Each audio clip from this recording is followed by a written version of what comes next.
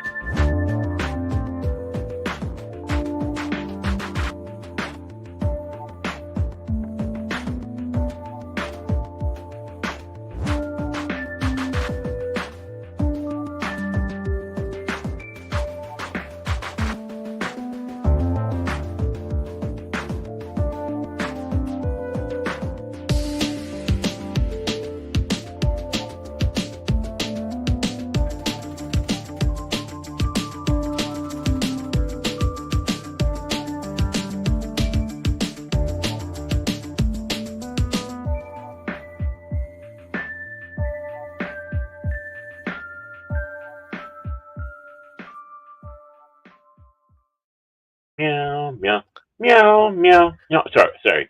I was going along with the song. Back to you, Mike. Sure you were, Baird. Sure you were. I was. But good morning, good afternoon, good evening, and welcome one and all to this Sunday edition of Pacific414 Pop Talk here on the Pacific414 YouTube channel and the Rumble channel, along with Baron Norman Tags, Fandom Legacy, and Cash Money 007's Phantom Hooligans. And along What, it's not with Wednesday? No, it's not Wednesday. And just so everybody knows, we will not be doing a Wednesday edition of Pop Talk this week, with it being Thanksgiving week, and everybody wanted to spend time with their families. Didn't you like that segue I did for you? Listen to the professionalism here. I think Baron's gonna make me drink some alcohol during this show. I wish I had some. We always drink alcohol because of you, Cash. No, because of Baron. I don't blame you, Mike. I only blame Baron. Right. Okay. It's always Baron's fault. But along with Baron Norman Tag, Cash Money 007, I am your host, Mike, and we have quite a few topics to discuss this morning or afternoon, depending on where you're at, or even the evening, depending on where you're located. And one of the main ones is recent moves by Hasbro. Doesn't look like they're going to be in the film business anymore, at least to a certain extent. Hasbro sucks! Well, yeah, we failed this because we didn't have good messaging. Well, think about it. What they've done with D&D, Wizards of the Coast is under their umbrella now, and Wizards of the Coast is failing with what they're doing to that particular fantasy role-playing game. And Hasbro's marketing for Transformers 1 didn't do it any favors. Hasbro and Paramount, I should say. And that's completely advertising right there. Just because something fails doesn't mean you just give up. Well, we are going to find out what their CEO has to say. Yeah. And I know what he's going to say. You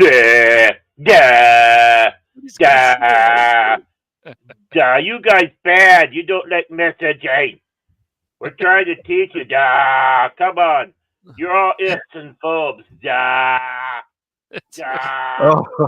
Thank you, Baron the Body Ventura.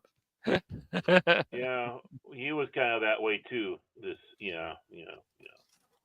By the way, can I do it? Okay, it's a little early, but damn it, you're making me do it. You're making me do I'm it. not making you do anything. Jesse Ventura, just fuck you. And while we're at it, fuck you, Mark Hamill. Just fuck you. There, I haven't done that in a while. So, there. Got that out of my system. Just so you know, folks, he does this all on his own. I don't poke him, I don't prod him. He does it all on his own. No, we don't need a cattle prog or anything like that. Cattle prog? Yeah, it's a prog. Cattle prog. What the hell is a cattle prog? I've heard of cattle prod, but Prague? Prod. We're I kind of like getting my into a word. weird area here, Mike. Honestly, we are. Yeah. Yeah. Let's get back Yeah, on topic. well, not as weird as a company being sued after an unwatchable fight between Mike Tyson and Jake Paul, because that's currently what's happening to Netflix. I'm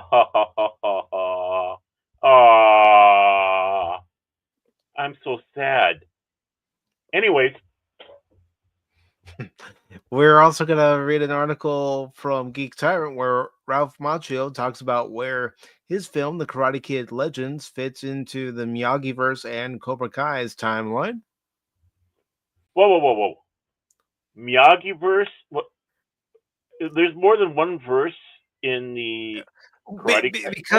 Because there was the Karate Kid movie with Jackie Chan and Will Smith. Oh, I guess I forgot that so hard that I forgot about it.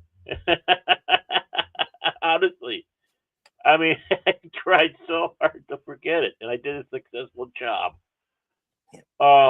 Points to me. Points to Gryffindor. And another article we're going to talk about is related to Starship Troopers. I mean, after all, every time we go live, I say to Baron and Cash, I say, "Come on, you apes! You want to live forever?" And I turn and run the other way and say, "Yeah!" And real quick, before we get into our other articles that we're going to talk about, we have a super chat, gentlemen. What? Whoa! Yes. Whoa! Yeah. So I think that's Brian. I'm playing this one for you, brother. Actually, I'm going to play all of them for you, brother. Yeah. I have come here to chew bubblegum and kick ass. And I'm all out of bubblegum. I said I'm playing all of them. That includes the member videos too. Because wow, thank you.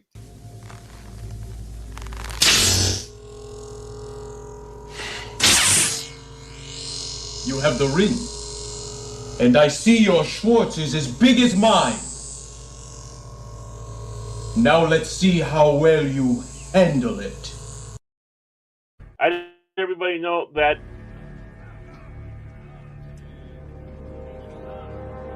glory to you and your house. Wretched slugs. Don't any of you have the guts to play for blood?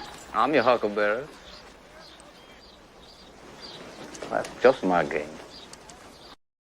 I'd buy that for $1. All right, put the money in the bag. I'll buy that for $1. The Nerporial Life Form with a $60 super chat.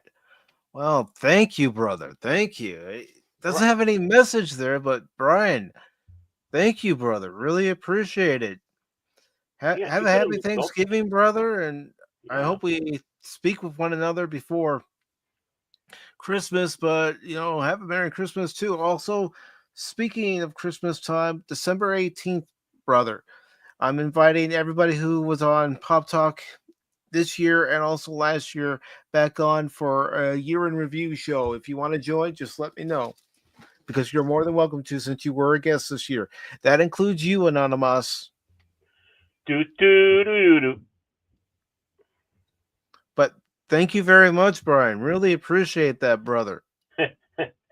Anonymous is right. He did sell some blood. That's why he did this. He was kind of low blood. When you get that low blood, you're kind of woozy, not thinking right. Yeah. And speaking of everybody that's here, we also have Phil McCracken, who says, "Epic Phil, Mike posted 1 p.m. start, and Sleepy Cash Pop Talk Heal and Saves has 12:35 start." Okay, what the hell Mike, is going on here? Mike, okay. He has officially gone Joe Biden on us. Yes, he has. Yeah, it's Phil McBiden. Phil McBiden. he's been hanging around his best friend way too long. He has gone full Biden. Phil, just know that anytime a stream of Pop Talk's been scheduled, the Pacific 414 time is the correct time. Well, I guess we know we're gonna use the prod on. That's for sure. Not the Prague. Not the prod. You use the prod on me, son, and this is what's gonna happen to you.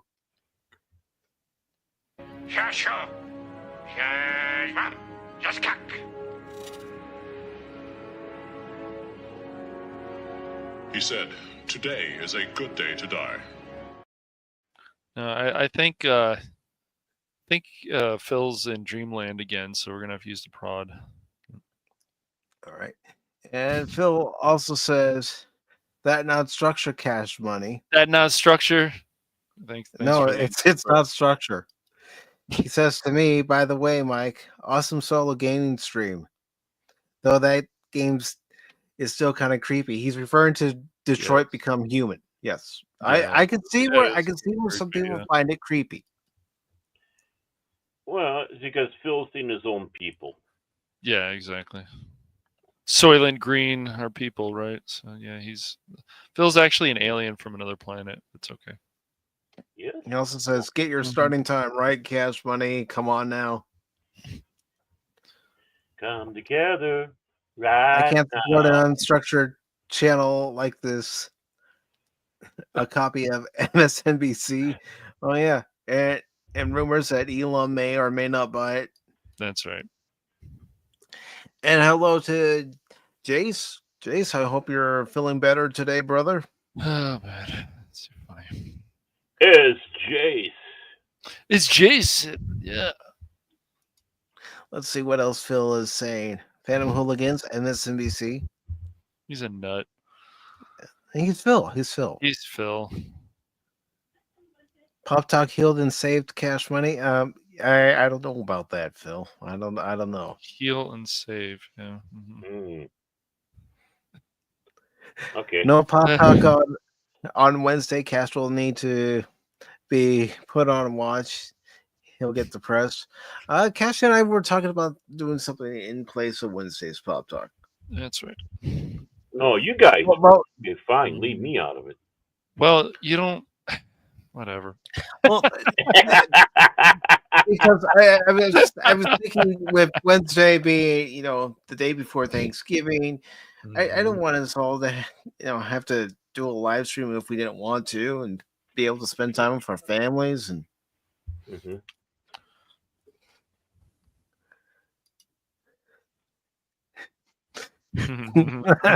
Cow frog. It's awesome. Well, that's what Cash called it. Cattle prog. I don't know. I know. It was a good one. Or semen. Not on mine. Come on, man. I'm keeping it clean at once. I know, man. And it's good to see the lovely Sherry. It's been a while. How are you doing, lovely Sherry? Hi. Hey. Yeah, it's been too long. We missed you. But getting back to the articles we'll be discussing today, Casper Van Dean thinks Starship Troopers would and should be revived as a television series. And then we have a rumor from Fandom Pulse saying that Sony getting massive tax write-off for Concord after shutting game down and closing developer Firewalk Studios. We'll talk about the passing of Chuck Woolery at the age of 83 as well. And we'll also take a look at this weekend's box office to find out what this week's opening movies for Friday have done. And those two movies being Gladiator 2 and Wicked, which I am going to see Wicked with my sister later on this week, since I did promise her I would pay for her ticket. And I also said I would go because she's been to plenty of baseball games with me. And it's my turn to sit through Wicked. It's not the first musical I've ever sat through. No, really, seriously, it's not. Yeah. No, just how you said that. Now it's my turn. Sorry. I know. Well, yeah, we've sat through musicals. Come on, man. There's some good musicals out there. Some really good ones, yeah. And it's good to see just the my long life. suffering. Yeah, yeah. Because of me.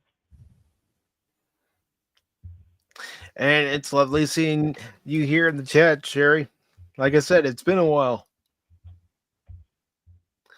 I try to be. She's a good sister. She is. She's a very good sister. Yes, she is. And Anonymous says, I would go watch Wicked, but I'm not gay. Anonymous. Anonymous. Just Dude. The day. Okay. And I'm just going to come out and tell you straight up. Oh, I thought you were going to come out of the closet. Fuck you, Baron. Wow, Baron. Well, the way you said that. He took his opportunity. I was like, I can't. Yeah. No, shut your mouth, Anonymous. Mike's coming out. Here's on Pop Talk stream. Here's the deal. My sister has, had a rough go of it. She's been thinking a lot about my mom and dad, or our mom and dad, I should say, not my mom and dad. It's our mom and dad. But she's been thinking about our mom and dad, and she's just really been looking forward to seeing Wicked. And this was something that I know she and our mom would have done, is they would have gone to the movies to see Wicked, just like they would go and see different musicals together. And like I said, my sister has gone to plenty of baseball games with me. She went to one last year. And, we don't have a big family. We don't. So I'm always trying to figure out, when am I going to get my sister for Christmas? What am I going to do for her around the holidays? Because, again, we don't have a big family. So I had said to my sister, and I gave my sister my word, that I would pay for her ticket to go see Wicked. And originally I wasn't going to go with her, but she wants me to go with her, and I have agreed to go with her. And I've even promised her I won't make any snarky remarks, because I know how much this means to her, how much she's looking forward to it, regardless of what, direction it goes into or not. That doesn't matter. I know my sister is looking forward to it, and that's what counts. Is you do things for the ones you love. Hey, Mike, honestly, serious here. Very admirable, because I would do things like that for my daughter and others too. And, that is an admirable thing. But don't think you're still not going to get picked on. But it's noble that you're going to see with your sister. I hope you have fun. Make sure you get plenty of popcorn and refills. And and if the girl behind the counter is cute, when you get your popcorn, hit on her. Come on. But I probably will release a short after I've seen it and give my honest opinion on it, as someone who's not the biggest fan of musicals to begin with. But like I've said before on this program, when you have a mother and a sister who enjoy musicals, and it's something that they look forward to, you do it for them. And I'm absolutely serious about this. When you do that, of course, talk to your sister also, and let us know what she thought of it. I am. Okay, great. I mean, honestly, seriously, if I can convince her, because I know she won't want to be on camera. No, I understand that. But if I can convince her, as I'm giving my review, to just say off camera what she thought about it. Right. That'd be awesome. Yeah. No ifs, ands, or buts about it. Yeah. Animals? No. And this. Thank you, Miss Tag. Yeah. I'm not gay. I'm just happy. I'm very festive. I'm a festive straight guy. How's that sound? Oh, trust me, my sister could tell you stories of times where we've gone to see a musical, especially when I was younger, and I would be moaning and groaning about it, going, "I don't want to go see this musical. God damn, why do I have to freaking go to something I don't want to see?" Right. How am I going to get that hour and a half, 2 hours back of my life? Simple. Popcorn. I mean, and there were times, because my mom called me on it a few times, where I fell asleep. Well, at least you weren't. Yeah, You weren't snoring, were you? I don't remember if I was or not. Oh, possible deniability. So the answer is yes. Okay. Yeah. Did you imagine somebody hits a high note and I'm snoring?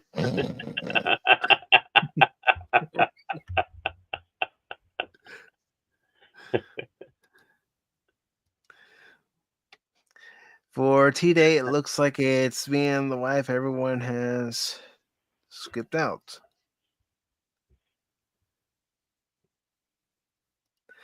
And Anonymous says Grease is the only musical worth watching, and that's only because of Olivia Newton-John. Hey, I got nothing against watching Grease. Well, didn't you go and see Xanadu? She was in it too. Yeah.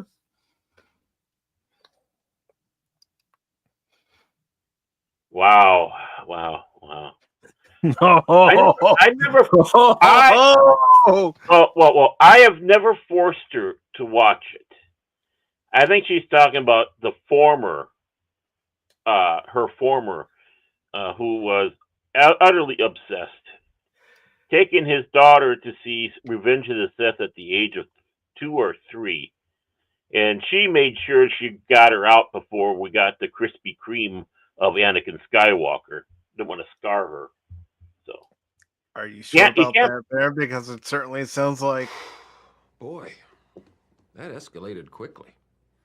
I mean, that really got out of hand fast. It jumped up a notch.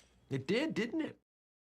I have never taken her to the movies for Star Wars.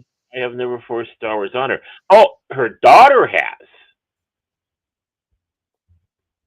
Of course, it's not the best, but Olivia Neutron Bomb. Oh, Little Shop of Horrors is another good one. I like Ellen Green in that. Mm-hmm. And for me, notice that Cash is quiet again. I'm just listening. You got The Music Man, utterly wonderful musical, but also Paint Your Wagon. Now that's a manly man musical there. I'm just listening to you embarrass yourself, Baron. So yes. Oh wow! Okay. Wow. So, are you essentially saying, Cash, that you've never been to a musical?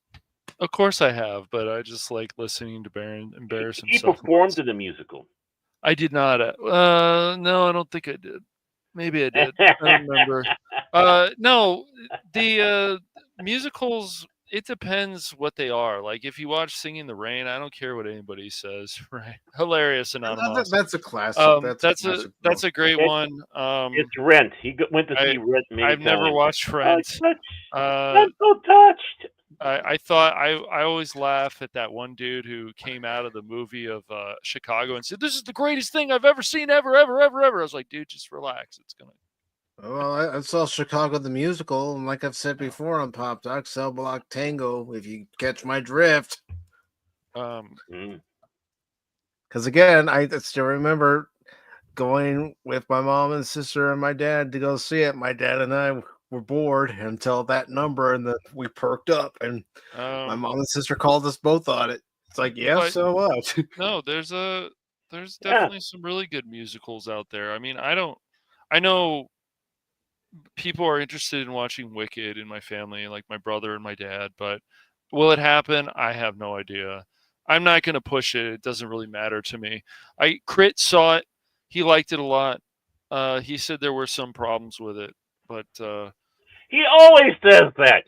Yeah, there's always a problem with it. And he gets into whale song. We don't know what the hell it is. A whale song.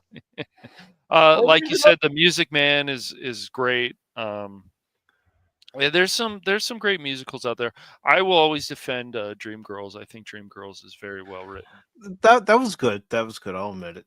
I like that one, but it just depends on the type of musical, the situations.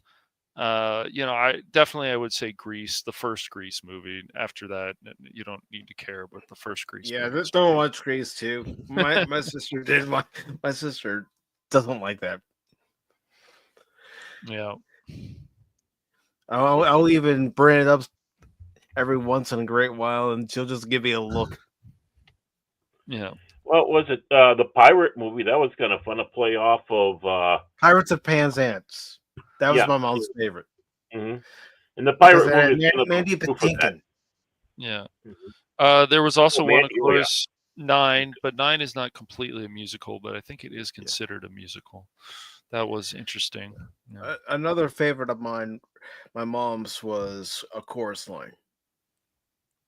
Yeah, I know a lot of people still like that one. I think that one's still considered a which one? Chorus Line. A Chorus Line.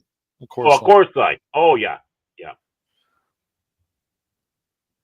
I know Anonymous likes to basically go outside of his window or look outside of his window and start singing "Totally Devoted to You" by in that Grease song.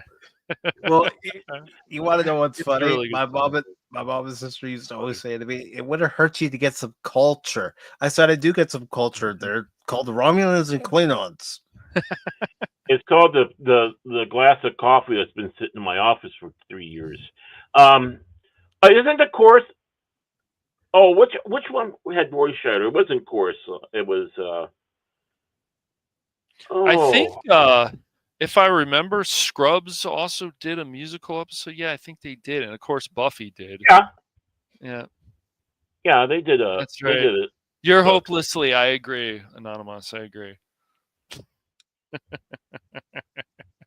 He knows it by heart. How many times have you seen Grease this week, Anonymous? You know what? Even someone like Anonymous has a favorite musical. He does, man. I know, and he wants to talk about. There's no shame in that. There's just no to. Yeah. Did you put on your biker jacket there, Anonymous?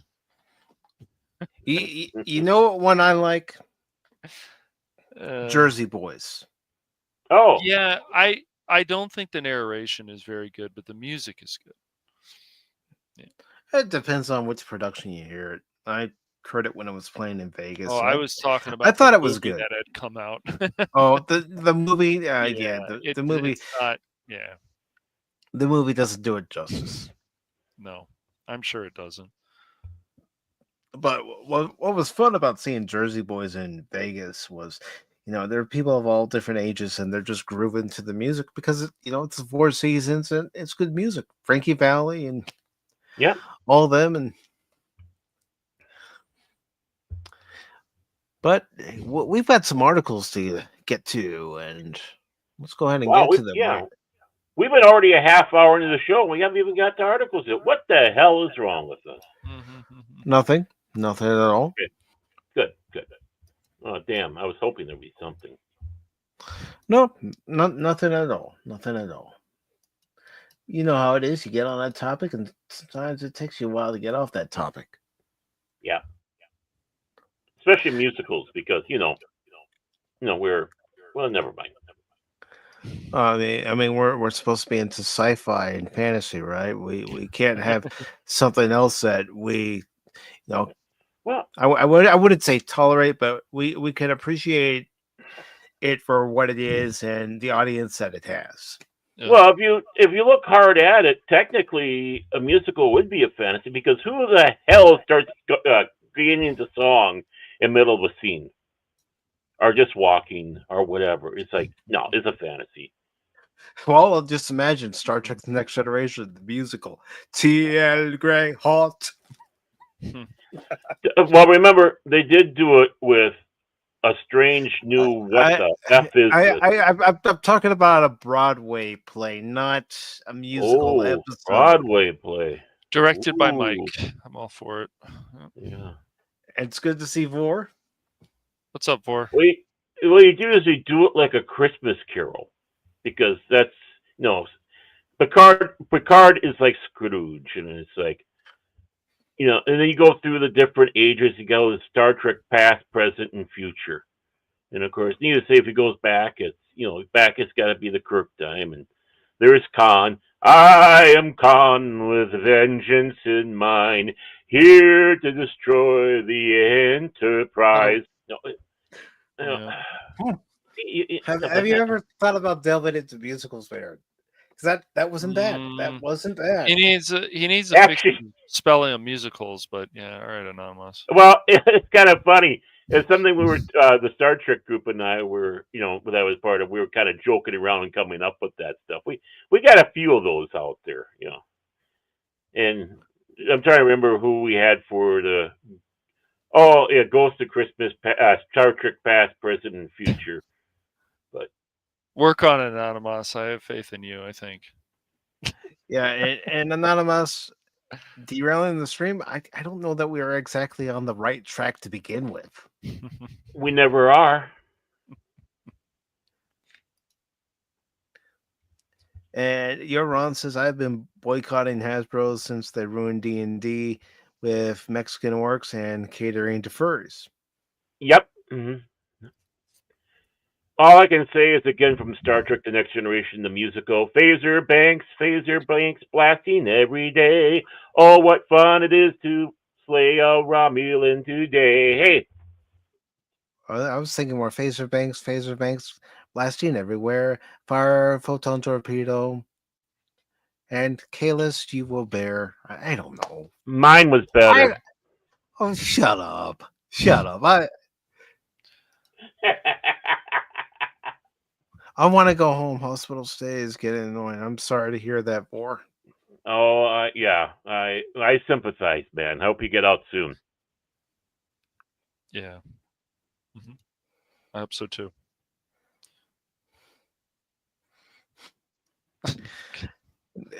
Man, I'm not gonna make fun of you, Anonymous. Certain times I type something, then I look at what I type. I don't even know if he's being like, serious. Mike, why did you look at that before you said it?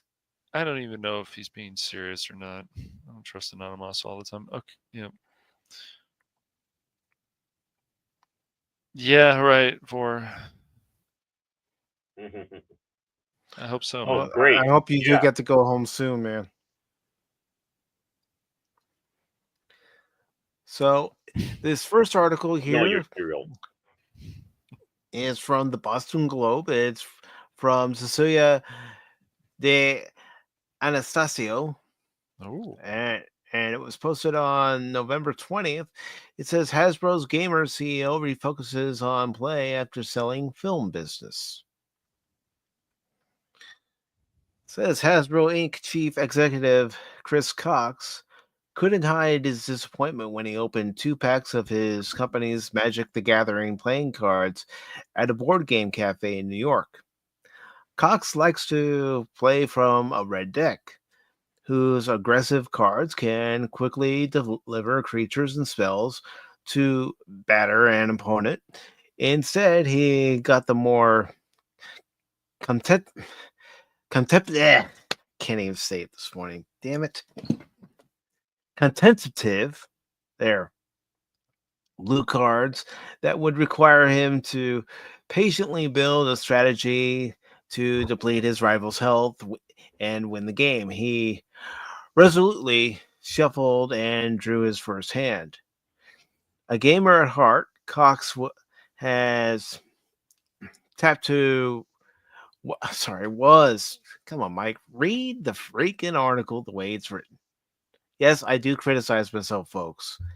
A gamer at heart, Cox was tapped to run what was then the largest toy maker in 2022 after the death of his predecessor, Brian Goldner. Hasbro, like other toy companies, was enjoying a surge in sales, with parents buying gifts for kids stuck at home during the pandemic. But the boom began to fade once kids returned to school and other activities. Selling the company's consumer products division, which includes classic toys like G.I. Joe action figures and Play Doh modeling clay, are expected to fall for the third straight year.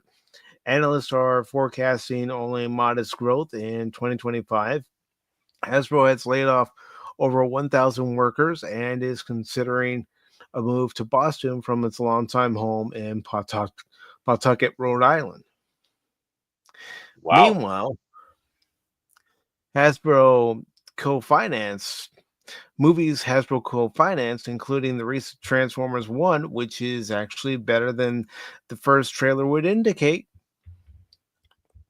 and Yes. Dungeons and Dragons Honor Among Thieves, which was a movie I tried to watch and I just couldn't get through it. It's tough. Hugh Grant's Received, really the only good thing about that, unfortunately. Really. yeah. Received What'd you critical do? praise. Did you get through it like about halfway and you gave up? Yep. Yeah. Honor Among Thieves received critical praise, but underperformed at the box office.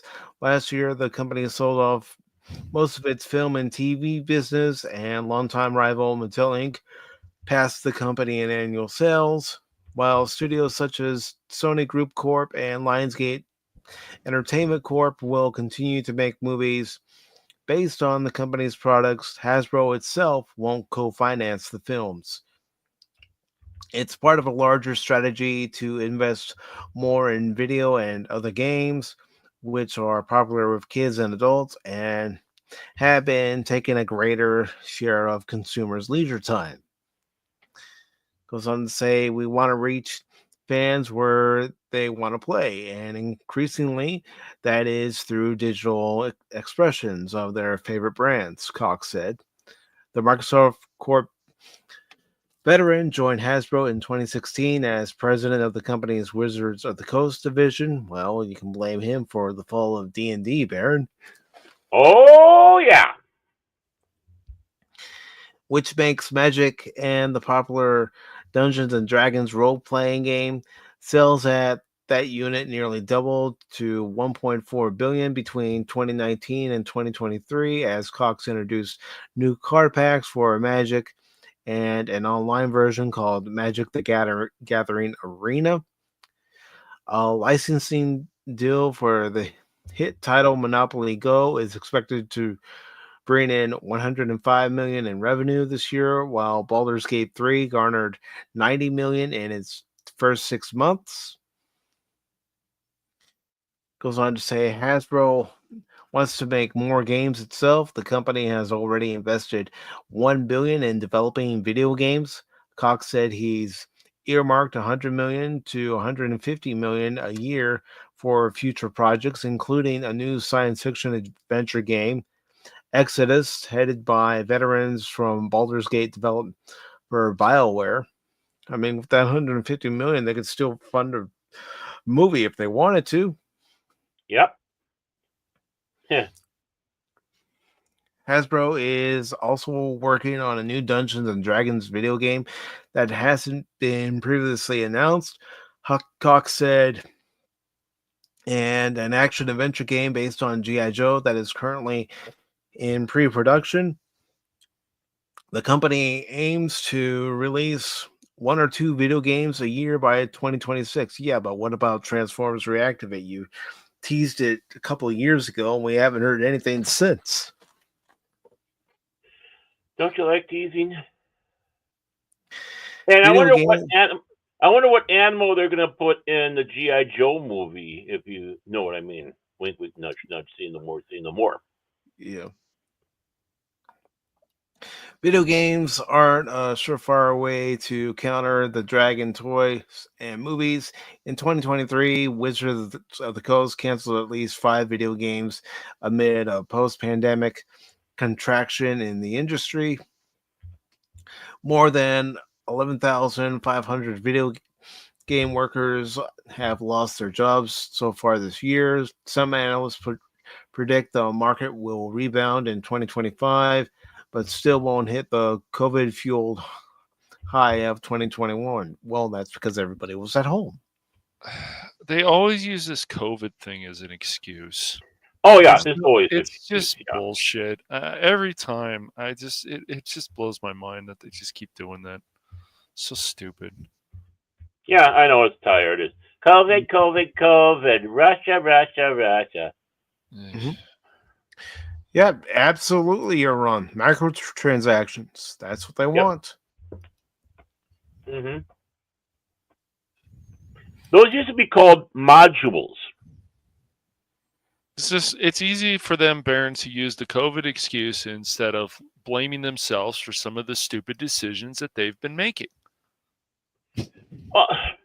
Do we need to start going through the whole list? Because that could be an entire show, just us listing off the list that Hasbro has done. To F them, not only to give us an FU and F us over, but that they F themselves over. I don't know how much more you're going to go. They've effed themselves when it comes to D&D. They've effed themselves when it comes to their own long-standing brands, G.I. Joe and Transformers. They effed themselves with Power Rangers.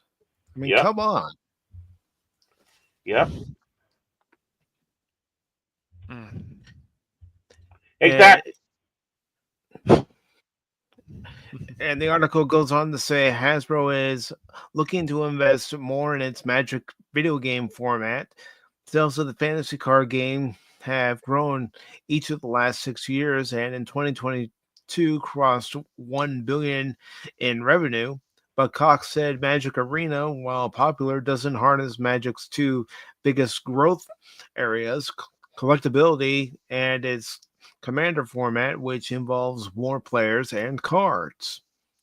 Currently, Hasbro is testing a video game version of Commander, which would potentially be separate from Arena and allow for more than 2 players to compete. Hasbro is also looking to make digital versions of its cards more collectible, like popular game Marvel Snap. Marvel Snap's okay. It's fun. I'm not going to say it's the greatest thing ever, but it's fun. Says Magic is adding characters from Lord of the Rings and Marvel Comics into its fantasy game setting. Nope, they're not bringing any Lord of the Rings characters in there. They're bringing Timu and Wish things, poor cosplay in. But I'm holding off because it's going to be part of the the soliloquy at the end, you might say. So I'm biting tongue now. Go ahead, Mike. Sorry, back to you, Mike. They're supposedly bringing that into the fantasy game setting, provoking mixed reactions from fans who say Hasbro is diluting Magic's vibe. Well, they probably are if they actually go through with it. That's if they go through with it. Still, Magic's Lord of the Rings cards were its second such series to surpass 200 million in lifetime revenue and were the game's fastest and top selling. Hasbro hopes these sets will bring in new and lapsed players. Spider-Man inspired collection is coming in 2025. Again, you're trying to rely on other brands to boost up your product. Why? Is it because your product's as diluted as has been talked about already? And it says, think of Magic as a canvas. Ken Troop, the global play leader for the title, said in an interview last month at Hasbro's New York office, Magic IP is one of the things we can put on the canvas, but we can put other things on it. Back in the Manhattan Cafe, Cox pulled ahead in the Magic game. He held one card close to his chest, teasing that it could make all the difference in the game. Once his victory was sure, he revealed it. A useless gray card. What makes Magic so successful is what will drive Hasbro's future success. You're missing the point, Cox. You're letting all your other brands falter so you can boost up just one brand. The marketing for Transformers 1 sucked. Yes, it did. Transformers 1 was a far better movie than we were led to believe. And you guys dropped the ball. I'm speaking as a Transformers fan right now. The Transformers brand celebrated 40 years this year. And you treated it like it was nothing. Transformers 1 should have been celebrated like an event. It should have had advertising that, told the listener on radio, told the viewer on YouTube, television, you got to come see this. But no, your first trailer, it turned everybody off because everybody was thinking, oh, great, it's going to be all full of jokes, full of stupid jokes at that. And yeah, it had its jokes here and there, but when you saw the jokes in the context, it made more sense. Well, what you had there was, I think that was intentional, very intentional, that first one, because they're so dumbed down themselves. They think they have to dumb down to us. And they figure, I know, let's just put all the obnoxious jokes and all in there. That'll bring them all in. Yeah. I honestly think that's what they thought. I think they thought that first trailer was perfect and would bring us mindless, goofy, haven't grown up living in their mother's basements, haven't touched grass, whatever the other friggin' insults they want to sit back and say. People, they resent us and they hate us. Honestly, they hate us and they resent us. And this is absolute perfect example of it. One, when it comes around to D&D and trying to go with the stupid digital, and then, like was said earlier about microtransactions, you don't need to do that. You don't need to constantly put out these big, huge books, or in this case, going digital and just do all these little DLCs and stuff. No, we had our own. We had the main books, and then we had modules if we wanted. And then there were some books that added on. But it was modules, quick, inexpensive, sit down, put the put it up, blocking everybody from what you were seeing for your game. When they started getting away from that, well, I think that was a problem because it was an affordable way to keep people into the game. Yeah, you weren't getting a bunch of money with one sale, but you're getting a bunch of sales that adds up. But no, they're too stupid about it. No, and then let's go. What is the problem with D&D? Why is Pathfinder and Spacefinder not having, or is it Spacefinder? What is it? Starfinder. My apologies. Starfinders. I had to go take a look at the book behind me. But why isn't Pathfinder and Starfinder suffering? Why is Paisel having a good time? Why is Paisel able to keep on going? Especially when D&D was crashing big time with how they were insulting us fans, which, of course, this chucklehead, I mean, look at the guy. He looks like a chucklehead. This guy looks like he just huffed a bunch of cans of whipped cream and, started a line of, I don't know what, coming out and going, hi, everybody. Oh, see, movie, good. Yeah, no wonder why D&D is in the shithole because of you stupid piece of crap. And then when it comes around to Matches of Gathering, I mean, crying out loud, the card game. They had the role-playing system, and they friggin' ruined it a long time ago. And now they're continuing to go with this D&D next to make it even worse. And all they're doing is doing check boxes, not what made the game great. And they're being even more insulting and offensive than their imagination thought we were being to other ethnic groups and cultures around the world. Mexican orcs, for Christ's sake. Every Mexican that I know of should be insulted by that. There's a difference between a joke, and this is just absolutely an insult that they would view it that way. After all the long times they said back, all orcs were Gary Gygax's reaction to black people, and because he didn't like them, so he turned them into orcs. Which, of course, and they also put that with J.R. Tolkien as well. And, they try to find the equivalency that they can make up, that they can be offended and go out there and complain so we can get this DEI crap. And what they're doing it, making it even worse.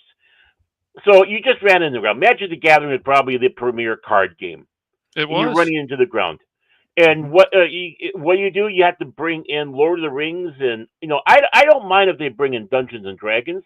At least Dungeons and Dragons is a bit more homogenous with Gathering, Magic the Gathering, than Lord of the Rings. And when you go with the Lord of the Rings, hey, let's turn around and start doing race baiting crap.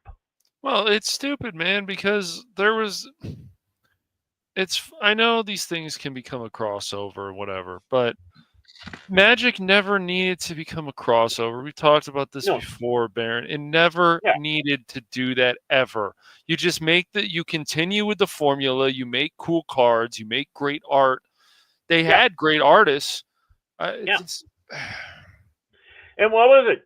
He goes out there. He keeps on buying the mindless pack. Oh, I'm gonna charge and bash. Charge and bash. It's like basically what the quarterback's job is now. Throw it to a specific player. I throw it to you. I throw it to you. I throw it to you. Instead of trying to, just switch it up. But when he had to do a deck that was challenging, look what happened. Smoke starts coming out of his ears. He can't do it. He can't figure it out. And this is what's running these games that have strategy. He's got the MMO attitude to this. They had good ideas, like, okay, so you got the Hasbro board game, and then you have then you turn it into a computer game. Okay, it can work. That actually works. You can turn that into like Monopoly, for example, or some of these other games. Sorry, whatever. Sure, you can turn Stratego. Stratego is still a great game, surprisingly, but they go and they have these ideas like the Transformers 1 and like the first trailer, and then they squander it with that, and then then they wonder, whoa, we didn't really make good money with this. Oh, I wonder why. And we've already talked about it. It's like, don't you guys get it? Go and build what you've built with before. The board games, the other games. Make a cool Transformer game again, like the other ones. What was it? Cybertron, right? Cybertron. Yeah, War for Cybertron and Fall for Cybertron. Okay, well, yeah, Fall. Right. It's amazing to me that if you're that lost with your company, then just start going back to the old blueprint and follow that. And people will probably start coming back and be happier, but they can't do that. No. We have to change things. We have to demonize people. Then we get other media people involved so we can attack them some more. Because this has never been inclusive. Magic and D&D has always been inclusive for every motherfucker out there. Well, okay. Yeah. Go back to full-time D20 3.0, Dungeons and Dragons. What you could do is, with that open license, you had the 3 core rule books. And you just needed to have the role play, the player's handbook. You didn't even need the other 2, right, to go this way. And then encourage other developers, of course, to make supplements or whatever. Great supplements coming out. Sovereign Stone was converted over to it. You had Dragon Star from Fantasy Flight Games. You had Sword and Sorcery Studios with their universe they made, and taking over the Ravenloft banner. And that's the thing. You promote that with that player's handbook, and you do it within your own. Make a Transformers role-playing game based off of D&D. The D&D rules, the core rule, right? Why not? Make it. You got these properties. My God, how about go one step further? You keep on wanting to cram all this shit into Magic. Why not make a Magic role-playing game? Why haven't you? Maybe that should be the next step. What else is in your property that you could turn into? A G.I. Joe role-playing game using the core rulebooks? Mm-hmm.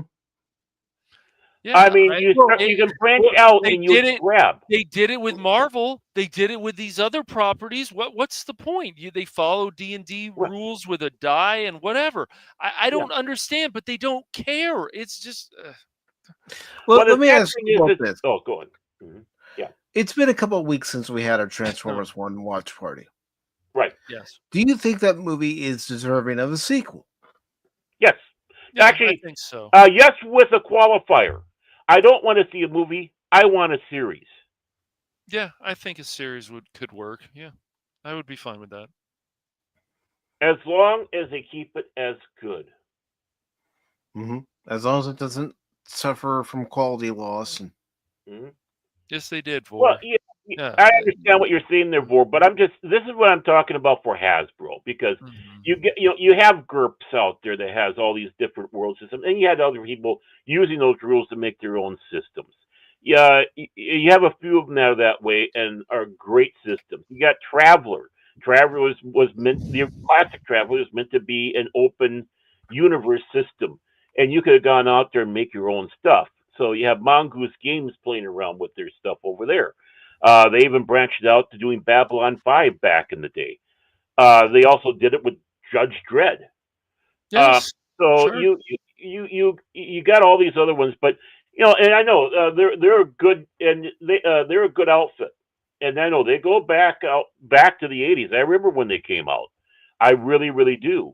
That was about mid to late, and almost about the same time GURPS came out. Because you start seeing GURPS and Rift, and it's like, what the hell the difference between these two?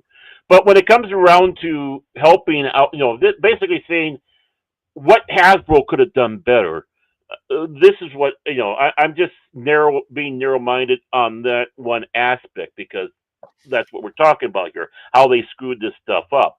I mean, they could, instead of making these price gouged, why are they going to other people to make these D&D action figures, right? When not only D&D, but they're going to other companies like Playmates to make the Power Rangers figures. Right.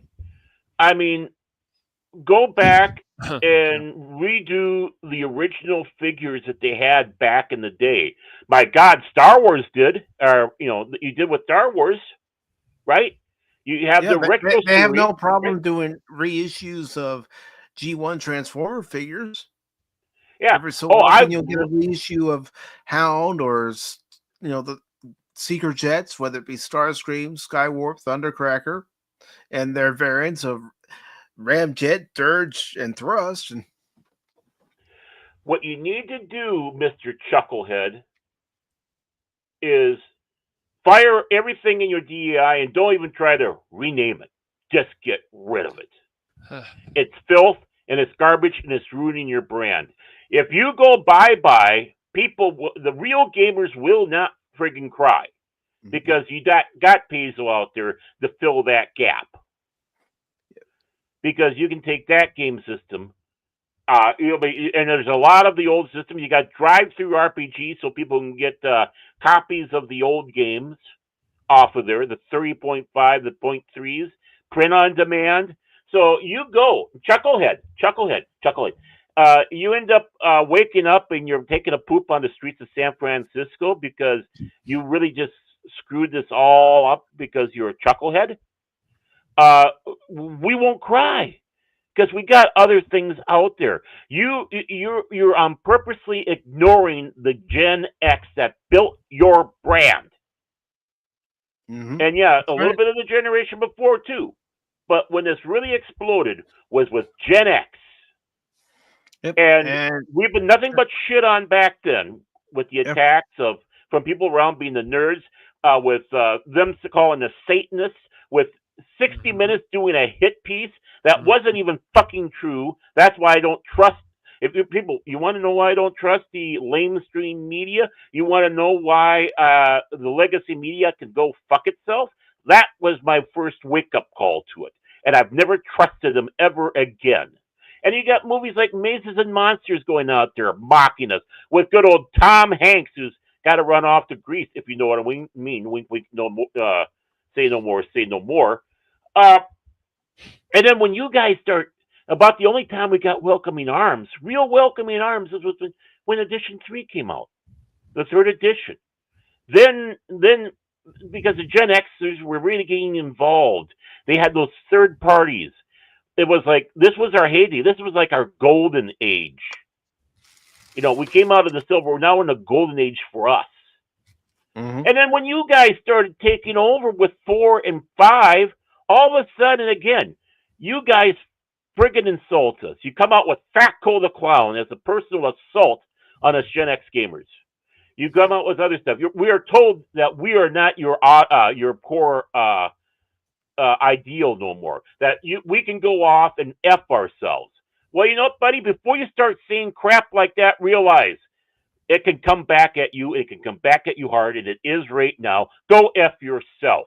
We got other universes that say, oh, my, you're going under? Oh, my. Oh, so anyways.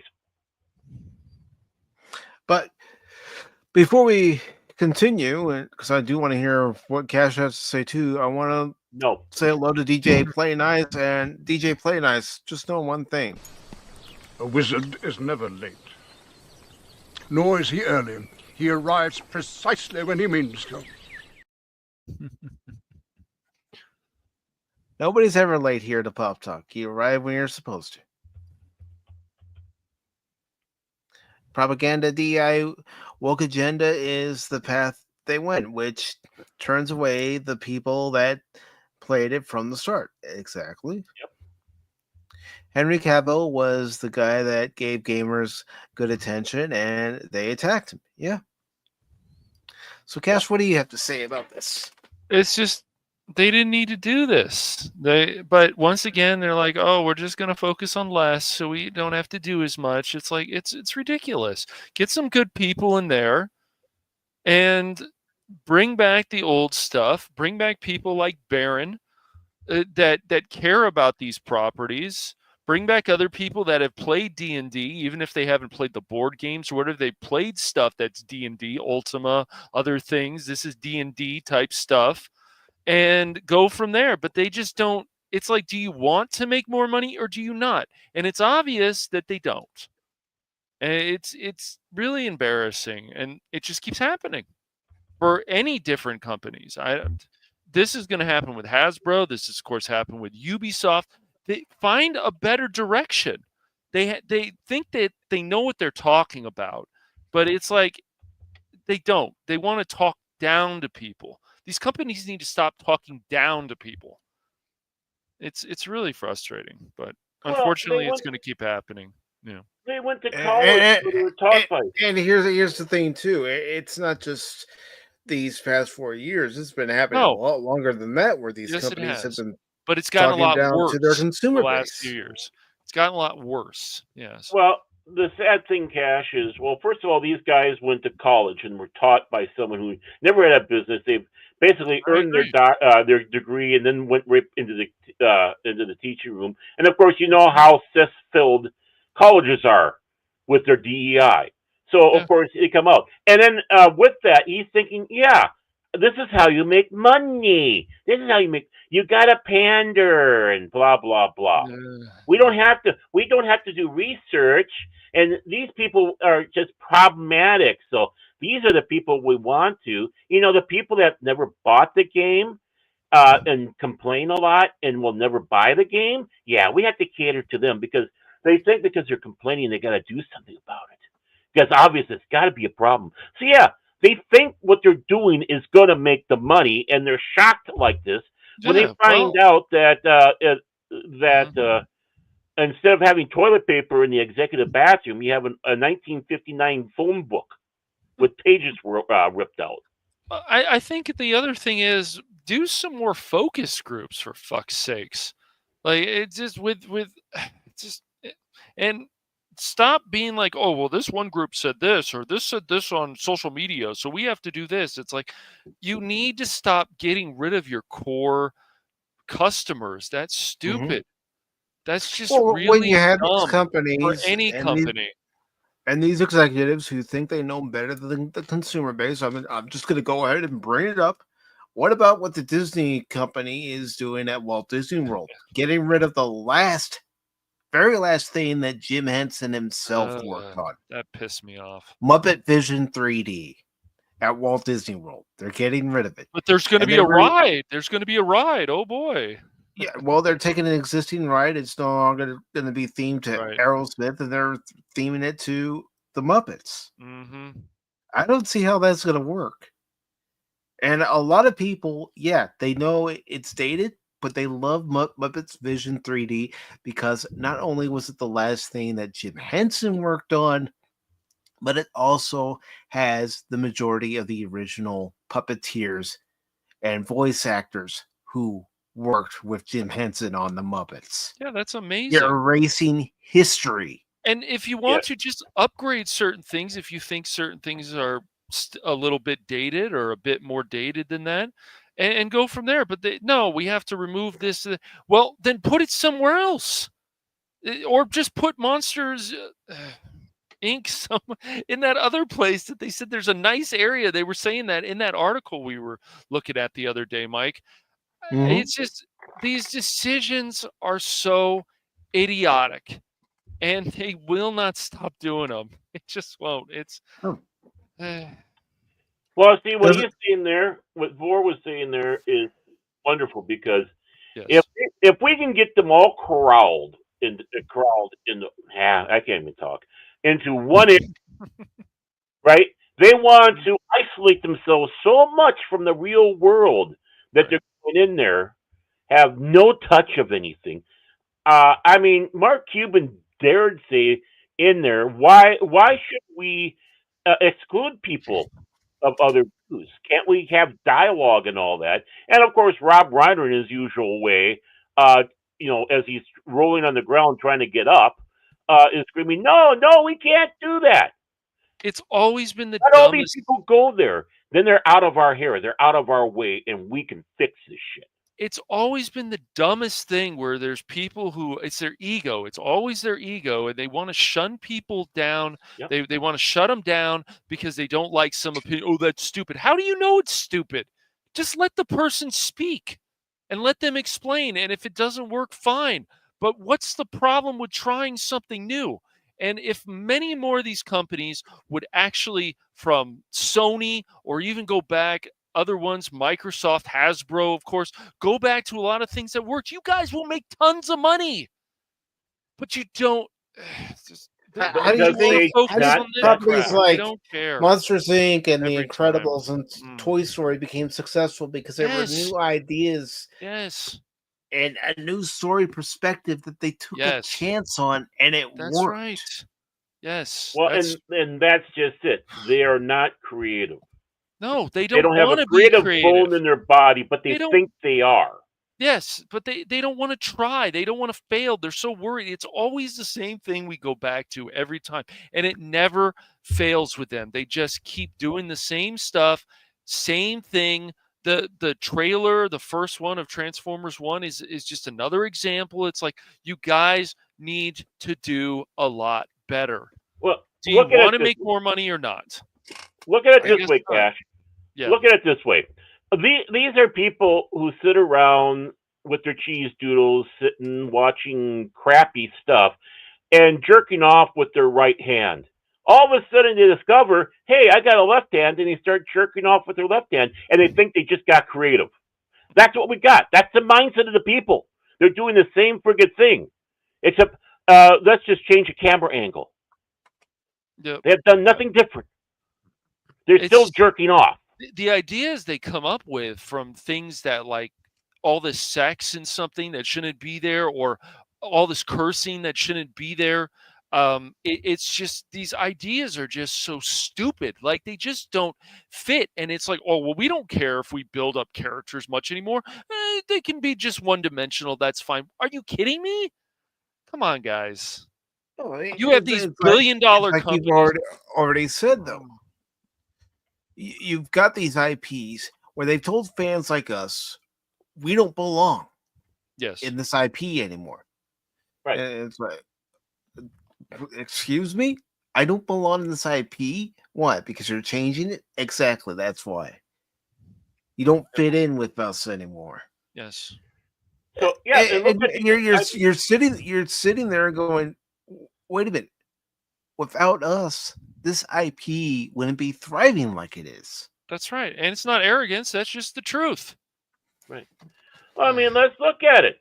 Let's look at all the IPs that we were told that we're not welcome no more, even though we helped build these IPs up. Why? Because we're fans and we're loyal, even when they were having the darkest of days. So let's take a look at IPs. Well, let's start off with D&D. Look what's happening now. Okay, let's take a look at Star Wars. Oh, yeah, that's another one, right? Look what's happening now. And then let's look at Star Trek. Oh, yeah, look what's happening now. After we were told to F off. Oh, Doctor Who. Oh, look where they're at now. Yeah. Yeah, they're only keeping a lot of this stuff around for ego. Because they're hemorrhaging money. Are there any others that people can think of? I'm sure there are, but those are some of the big major ones. Why are they failing? They shouldn't fail. Oh, I know. It's very simple. They told us to fuck off. Yeah. And I got one correction for you, Cash. I can walk into Hasbro / Wizards of the Coast and turn D&D around in a heartbeat without even having. So could I, and I would be happy to help you. I don't. It wouldn't even need to have one of those groups you were talking about. No, I do agree with that. I'm just saying that I think it would be better. Yeah, so would Mike, I'm sure. I just you know what I would have done for the marketing for Transformers 1? I know he doesn't voice Prime at all in the movie, but I would have had Peter Cullen do a narration for a TV spot, a movie's, His narrations are great, man. What he did for Voltron and and Transformers and all different ones, yeah, it was great, fantastic. And have him do a spot where he say, "Do you want to know how it all began?" Yep. Before Megatron and I were enemies, we were brothers. Perfect. Love that. Great. Perfect. If you did that for the first trailer, that movie would have gone gangbusters. I agree. They might have been disappointed that Peter Cullen wasn't in there, but maybe have somewhere along that you did hear that. Maybe even at the end. That now you've seen the story of the beginning. Yeah. With his voice, just that little vocal cameo. Mike, you just broke the internet with that. No, I'm serious. Who wouldn't be wanting to go gangbusters hearing Peter Cullen doing that and doing it that way? Having that trailer go that way. I mean, I'm sorry. That's giving me giddy thinking about that. I'm giddy. Which Warhammer, 40K or regular? Oh yeah, they're trying to mess up Warhammer. They haven't quite yet because the fans are hardcore there, way too hardcore. I think 40K fans are probably the most hardcore fans out there. They are definitely ones that don't give a fuck. They don't care what you think, and they will make themselves known, and they will outbark the usual suspects. And it's because of them that 40K has not gone down bad like the others. Yeah, they've been trying to creep some stuff in there, but some of the stuff with even the Space Marine 2, and I think at some point the three of us will buy that game and we'll play the crap out of it, but it sounds like they did a lot of good things with that game. Good for them. Yeah, I mean, because they cared. In the game, YouTube. I hope I'm waiting for that game to go on sale. Warhammer Space Marine 2. Oh yeah. Oh my word. Oh God. I mean, not like the gold edition of a Star Wars Outlaws that's now $80-some instead of the over $100 that it is. Look at that big Steam deal, folks! Woo! Yeah, that great game. Oh gosh, Star Wars Outlaw. Well, yeah, because however people feel about Survivor or even Fallen Order, like that's still a better direction than what Outlaws is. Outlaws could be so much more than it is. They could have done amazing things with that game. Yeah, it could have, and you could have still kept the main character female too. How you doing? Was that? But you had to have a character that was at least in some fashion likable. Mhm. Right. Exactly. Well, shouldn't that matter in anything you're doing? If you're going to have a new television series or a movie, you should have a protagonist who's likable. Yeah, she Not- needs to not have insufferable? flaws, man. I don't see any Right. flaws with Kay Vess at all. That's ridiculous. I mean, honestly, you think about even if you don't like even if the character is brought out and they're not likable, but there's still something likable about it. If you know what I mean, they have very rough They edges. still have There's something a about them. redeemable quality about them. Right. Or something to keep you going on thinking, okay, what now? What's going to happen now? Yep. But they don't even know how to do that. Even like if I was working with somebody like Henry Cavill, and it's like, oh, okay, you're going to be Geralt, which he was, of course, for a few seasons with The Witcher. I would have done a lot of things that the game did so well, and I would make sure that these characters actually mattered, all of them. And I'm sorry to break it to people, but I would not do any race swapping of this and so on. Not at all. No. Polish people worked on this, wrote the original novels. So. Well, a Polish guy. Polish guy, yeah. I think it was just one. Yeah, I don't think it was more than one. Yeah, one author. It was one Oh, author. yeah. Okay. Yeah. But And he wasn't happy about the game. No, he wasn't. But the games did so many things right. You were like, oh, Geralt, and then people in the town, oh, I don't like Geralt, and Geralt's like, well, I'm just going to do what I'm going to do. But there were always flaws, and there was always things they didn't. The people in the town in the games did not like Geralt. They didn't like his band of people. It was very interesting, but they needed to push more of that in the series. There's just so many things they can do with these properties all the time, and they always seem lately, more than lately, I would say in the last, 10 years, maybe more, just less and less and less and less, instead of doing a lot more. It's very frustrating all the time. It really is. He's frustrated, boys and girls. And you know what? Get back to my Transformers 1 promo, how I would have done it. You know how I mentioned Peter Cullen? Well, why didn't you have Peter Cullen and Frank Welker? Oh. You know that meme where you have Vince McMahon. I know he's a dirty word, but he starts out and he keeps on going, and finally he's got the eyes and all that for the ultimate. That's what's going to happen in the ring right now. Except I'm not pooping on anybody. I mean, I make no apologies when I say I'm a fan of Transformers, and it's because of Transformers. I'm a fan of Star Trek, and if I were in charge, I would do everything that's in the best interest of both those properties. Yes, that's what it should be. And if somebody said, oh, you won't hire this person, it's like, no, I'm going to hire the people who are best for the show, best for the story. If I hire writers, I want writers who will actually take the time to do their research on either one of those IPs. So they know the lore. They know what can happen in the Star Trek universe and what can't happen in the Star Trek universe. Right. I'd even go through with a list. Okay, these are the ones you do, and these are the ones you don't. Like in Star Trek, where it's like, okay, this is a classic series. Why do you have this thing called Spock's brain in the don't?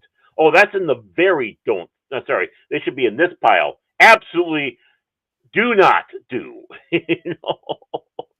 Just like, okay, now we're coming to the next generation, and oh yeah, this code of honor, that's definitely don't do. Yeah. And even though he was, part of Code of Honor and some mistakes that were made, throughout next gen, Voyager, DS9, and even Enterprise, I would ask Rick Berman to come on as a consultant. Why not? Why not ask these people? Yeah. That's what I would do too.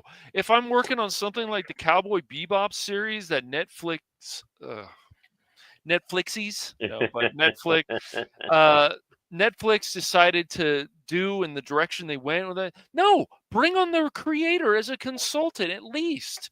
Are you guys kidding me with this?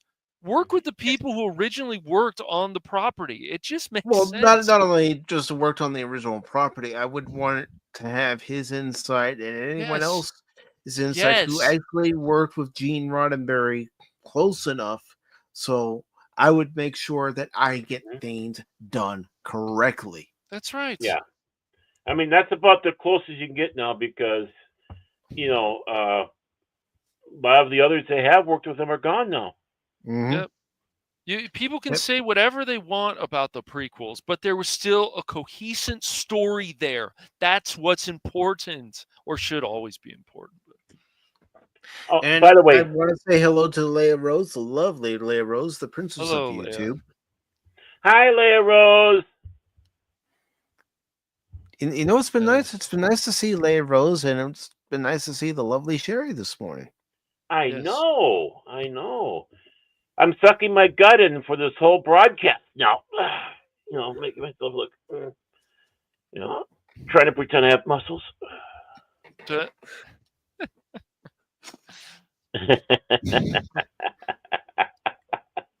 And she also says hello to Cash, and she also says hello to you, Barrett. It's so crazy to me. I mean, even when they did the DuckTales show and they did a reboot, it still felt a lot like the old show. Yes, the original will always be a classic. It would be very hard for anybody to try to replicate that. But still, Disney actually did some really good work. The people that worked on that, it felt like DuckTales, which it should. And if you're going to remake anything or reboot something or whatever, it's got to still, to an extent, feel like the old show. What they did with Voltron, some of the decisions they made, no. It started off good. No. It Right. started off It good. did, yes. Mm-hmm. They did, what was it, 8 seasons? Or they said, like, in 2 years or something? They just rush things. That's ridiculous. Take your time. You say Russia? Russia. Yeah, what's Russia, right. that Oyo production of Unification, where Kirk goes to see Spock before Yes. Spock passes away in the Kelvin timeline. Mm-hmm. And we all have our varying opinions on it. I wish there was some dialogue, but I understand why there wasn't dialogue. Mm-hmm. What was great about that is we actually had a fandom discussion.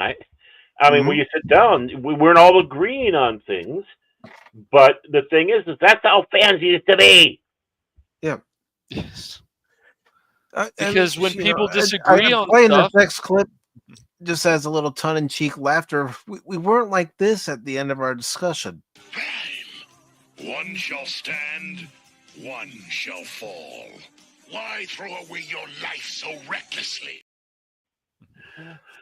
No, Prime, don't do it. Damn you, Rodimus Prime. Damn you. But no, we weren't at each other's throats. Like, I can't believe you think about it this way, Barrett. How dare you not think the way I think? We all brought our points, why we liked it, why we didn't like it, and we had a good discussion about it. Yeah. What it was you were Optimus, I was Megatron, and Cash was Hot Rod. Hot Rod. That's how that ended. Yeah. So basically, Cash goes to intervene. And says, "No, you don't, Baron."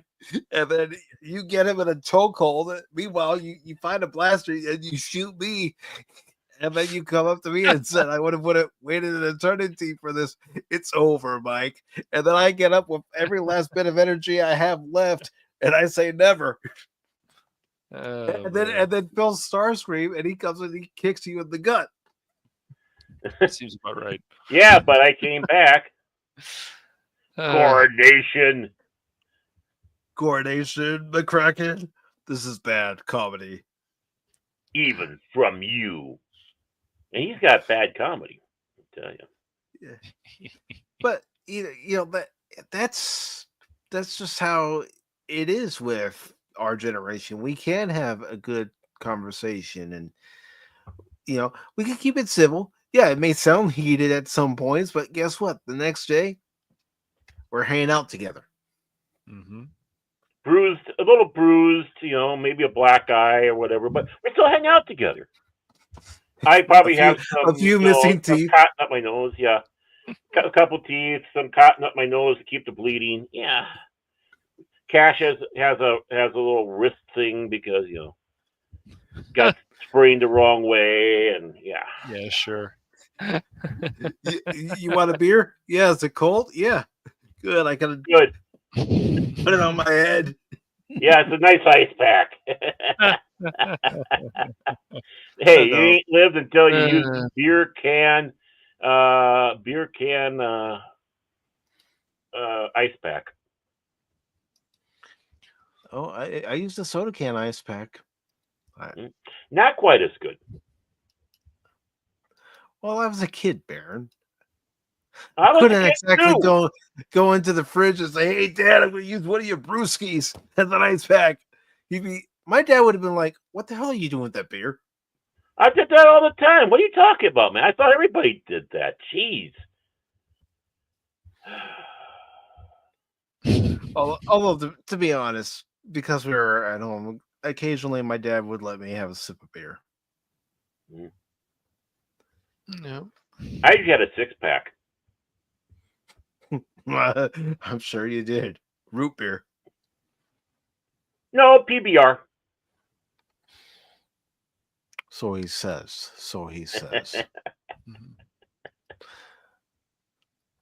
But here's something that's not surprising, considering how bad the stream was. Sorry, I'm getting over here. I'm getting it ready. Okay, go.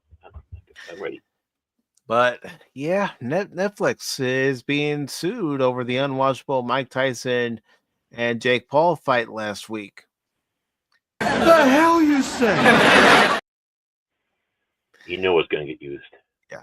And this is actually by Will Harain, not Matt McGloin of Cosmic Book News. What? Yes. They got other people there too? Shocked. It says that Netflix is facing a lawsuit over streaming problems during the highly anticipated Mike Tyson-Jake Paul fight that aired last Friday. A Florida man, Ronald Blue Denton, filed the lawsuit calling the stream unwatchable. Okay. Forgive me, everybody, but he calls himself Ronald Blue Denton. You're my boy, Blue. You're my boy. Well, but let's get a little Mike Barron in our thoughts right now. Florida man, of course it would be a Florida man, and you know what he's doing? He's walking up to Netflix office. He's finding the CEO's car, and he's doing this. Do you see what happens, Larry, when you fuck a stranger in the ass? He even dressed up a little bit for it. It says, according to the lawsuit, Denton and others were faced with legendary problems, including no access, streaming glitches, and buffering issues. Dude, you weren't the only one. That's for sure. He accuses Netflix of breach of contract and deceptive business practices. The lawsuit seeks class action status to represent other affected viewers. We were all affected, dude. And we all made jokes about it. Well, that's how it was with Jace, Cash, and I. We started making jokes about it. Yes. Do I have to remind you of the freaking 2 magic words? Florida man. There. I know, Baron. I know.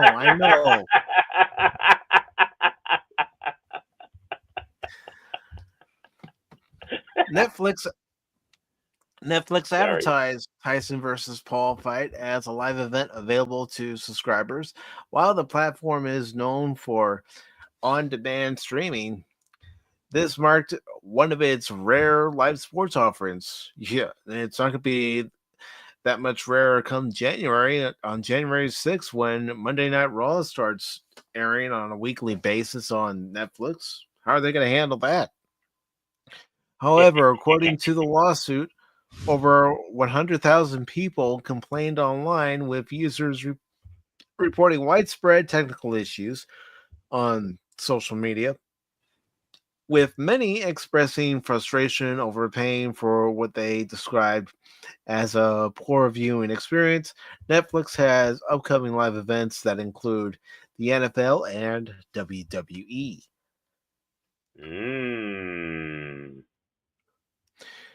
Dave Portnoy, founder of Barstool Sports, chimed in on Netflix streaming problems to his 3.3 million followers during the Tyson-Paul fight, as did our Cosmic Book News EIC, Matt McGloin, editor-in-chief. Oh, that's why you didn't write this article. Okay.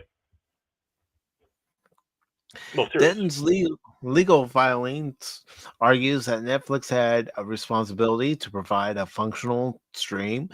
True. Instead, he alleges the company ignored known issues and continued to promote the fight. Well, they should have been testing their resources over and over and over again. The lawsuit seeks unspecified monetary damages for affected customers. Netflix has not publicly commented on the lawsuit. However, Netflix did comment on the streaming issues. We don't want to dismiss the poor experience of some members. Some? It seemed like a vast majority were experiencing those same issues.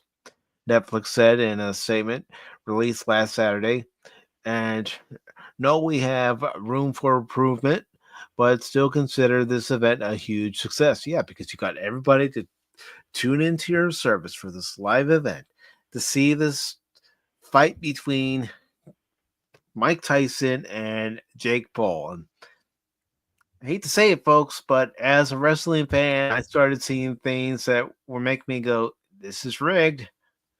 Yeah. As someone who lived through the 80s. That too. You gotta. Okay, I'll let you finish. But no. I started seeing things that I've noticed in wrestling where, they'll go up to, each other's, and say, okay, this is the spot where we have to do this. This is the spot where we have to do this. This is the top rope spot right here. So you push me down, I'll lay on the canvas, and you do your move and stuff like that. You start seeing stuff like that.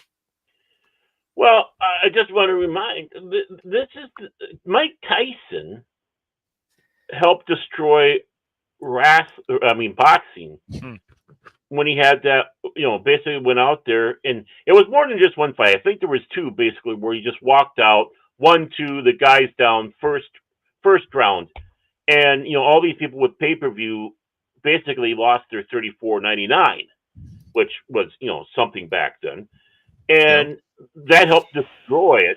I mean, you had a little things that made things fiddly, like a little nibble on the ear here and there, or just once. But now he's coming back and basically helps put another nail in that coffin. Cash liked the girls boxing beforehand. It's like, I don't care about the others. I want to see the main fight. Well, you got the main fight, but it wasn't a fight. Yeah, that was the only good. I didn't care about the other stuff, but yeah, the girls put up a good fight. It was a good fight, and the ring girls, Amanda should have won. Yes, they put up a good fight too. No, he already's got he's got his boxers already. He knows he's a big fan now. Yeah. Well, honestly, the girls' boxing match was the best match on the card. I don't care if Mike Tyson got a big paycheck. I just wanted him to knock out Jake Paul, and I didn't get my wish. It was we all did. A lot of us did. We all did. I mean, that's right. Amanda should have won. Yes, by a point. Any of the Pauls we wanted to see. OUT. Stupid. Yeah. Put both of them in there. You go 1-2, one for Jake and one for whatever the other pinhead's name is. I just Logan. think it's ridiculous. Logan, Like Mike Tyson saying also he doesn't care about his legacy. Come on, dude. Really? You don't care about your You gotta have legacy? pride in something, Mike. Come on. Bro. Yeah. I mean, you were a big name in boxing at one point. You had your own video game. Yeah. Animated show. You had a fun animated show, the Mike Tyson Mysteries. It's a funny show. Yeah. Whatever. Deal endorsements. I mean, It goes on to say it remains unclear how many exact viewers were impacted or whether the lawsuit will move forward as a class action. Despite the technical problems, the event achieved record-breaking and unprecedented viewership. Well, of course it did. Yes. Everybody Of of course a it certain did, yeah. generation knows who Jake Paul is. Everybody of a certain generation knows who Mike Tyson is. mm-hmm. Yeah. I really think if he was absolutely serious, I think you would have had yourself a really good fight out there. And I would have hoped that Tyson would have been the one that just takes him out. But yeah, I mean, when is it you don't care about your legacy? You work so hard for it. Yeah. Well, yeah, no. Yeah. But still, I mean, because there's some questionable things. Remember, he had Don King. That's the only thing we're missing. Mm-hmm. Don King. Only in America. Only in America. Yeah. No, it's like I'm surprised there hasn't been lawsuits coming up from that because with DVRs and stuff like that, you have a bunch of people that got this and are going frame by frame on stuff, taking notes and saying, "Yeah, this was a fraudulent fight." Right. Mm-hmm. Well, and it was spinning wheel of death. Well, don't forget. He's 58 years old. Yeah, that's right. He's 58 years old. He's 58, guys. I do want to let you know. Rosie Perez wants you to know that he's 58 years old. Yes, we get it. But then what the hell were those training videos then that he was doing? I mean, give me a break, man. Certainly putting a lot of time into when we watch those training videos. It's like, oh, he's ready to. Me. Or they almost took me. Whatever he was saying. I don't care how much he got paid. I'd still knock out Jake Paul. Put a lot of attention to it. It's just, come on, dude. I don't care that he's a lot younger than you. It's ridiculous. It's a boxing match for crying He's out 58. loud. He's 58. He's 58. Yes, we know he's 58. Cass, did you know that Mike Tyson is 58 years old? I guess so. I just learned it today. That's 58. That's 2 years older than me. Wow.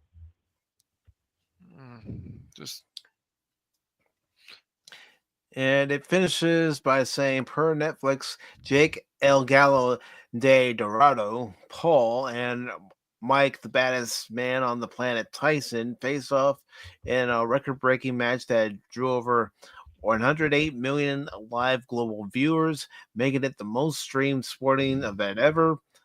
The fight topped Netflix English TV list with 46.6 million views for the entire event, reached number 1 in 78 countries, and entered the top 10 in all 91 countries tracked. Yet everybody saw the same thing, and that was that Netflix's infrastructure can't handle a live event of that magnitude. Nope. And they probably knew about it beforehand, which of course got Florida man all pissed off. And understandable. Understandable. Yeah. I mean, he's going out there and I'm on the crusade, So hats off to him. It needs harassment. Maybe Netflix will get even more heat that they deserve, especially when you're having all this quote unquote live streaming that they're going to have on there, which they shouldn't be doing. Not if their infrastructure is not ready for it. No. Right. Do some tests. What the hell, guys? But you're Netflix. You're not there to be broadcasting stuff. It's just put good movies on there, a better selection of movies. It just, I don't know. It's just frustrating. It is. Yes, it is. But It is. it's always fascinating But when you hear the breaking of a system. Now, it's understandable what happened. They Yes. got way more than they're expected, so I can understand that. But still, um, they're going to need to do something, or they may have already lost it. A lot of people are not trusting them now.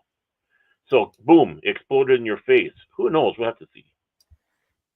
Well, we'll have to see come January 6th when the first episode of Monday Night Raw streams on Netflix, because there are a lot of avid wrestling fans. Of course, if I was a wrestling fan, you're already subscribed to Peacock for WWE Network. Now you got to subscribe to a different service for, your WWE fix, and it's in a lot of cases more expensive than Peacock. Mm-hmm.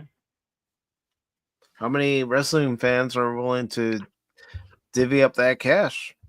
Exactly. Right.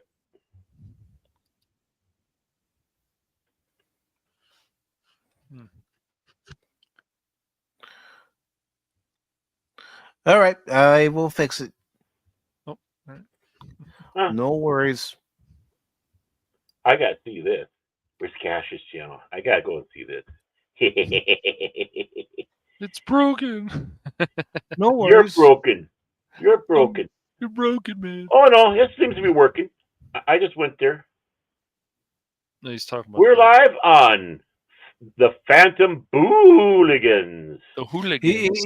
he could be talking about the stream elements. He's one talking about the that's- stream Dream elements, dude. Yeah. Yeah, I Don't I sue thought us. I had fixed it last weekend, but apparently not. So Don't sue us for having problems like that. We're not Netflix. I'm sorry. here, I'm going to go ahead and put the Phantom Hooligans link into the chat, and I'll go ahead and log into Stream Elements and fix it there too while I'm at it. No and problem. while I'm doing that, Baron, tell you what, I'll let Oh. you read this next article. Ooh, special. All right. Oh, you're gonna read the next one, Cash. Oh boy. Ah, Very special too. There you go, Baron. well, okay, I was going to We're waiting. Yes. Well, I'm Yeah. waiting. Oh, Well, I'm getting two things done at once, brother. I Hold know. on, man. I got it, man. Over your I'll back you up on this article because I'm just nice. Oh, don't worry about it. Don't worry I about got it. you, brother. The right one? Okay. Yeah. Come on, man. I got you, thing, bro. man, I got you, thing. brother. So, ladies and gentlemen, I got an article here handed to me. It's from the Geek Tyrant with a byline of Jessica Fisher. That's right. Ooh. Jessica Fisher, Yeah. The Nut Factory. And I hope it's not the Nut Factory. And the byline is Ralph Macchio talks about where his film, Karate Kid Legends, fits into the Miyagi-verse in Cobra Kai's timeline. Yes. And there he is visiting, and he called himself this, the Hip Nip. Ralph Macchio has had quite a comeback in his career. Daniel LaRusso, who debuted in the Karate Kid over 40 years ago. Yes, I know how to say LaRusso, okay? I'm glad. Hey, Yeah. I'm just here. Go ahead, dude. The series Cobra Kai picked up Daniel and Johnny, who is William Zabka. See, I could do that one, see? Lives decades later and watch as they re-entered the world of karate and turned from enemies to friends, or maybe frenemies, and back and forth again. And where's typical male behavior? The show is hilarious and has so much heart. It's the perfect reunion to tie up loose ends and give the fans a proper send-off after decades of fandom. The final episodes are set to be released in the coming months, and though that may be the final time we see some of the characters, the show's creators have expressed that spin-offs are not out of the question. Of course, it's called No Ideas. Right. While we wait to see how that pans out, we know we will be seeing Macchio's Daniel carry on in the upcoming film, The Karate Kid Legends, in which he will star opposite Jackie Chan. Ooh. In a recent interview with Variety, Machio talked about the placement of the film within the Miyagi-verse, which includes Cobra Kai.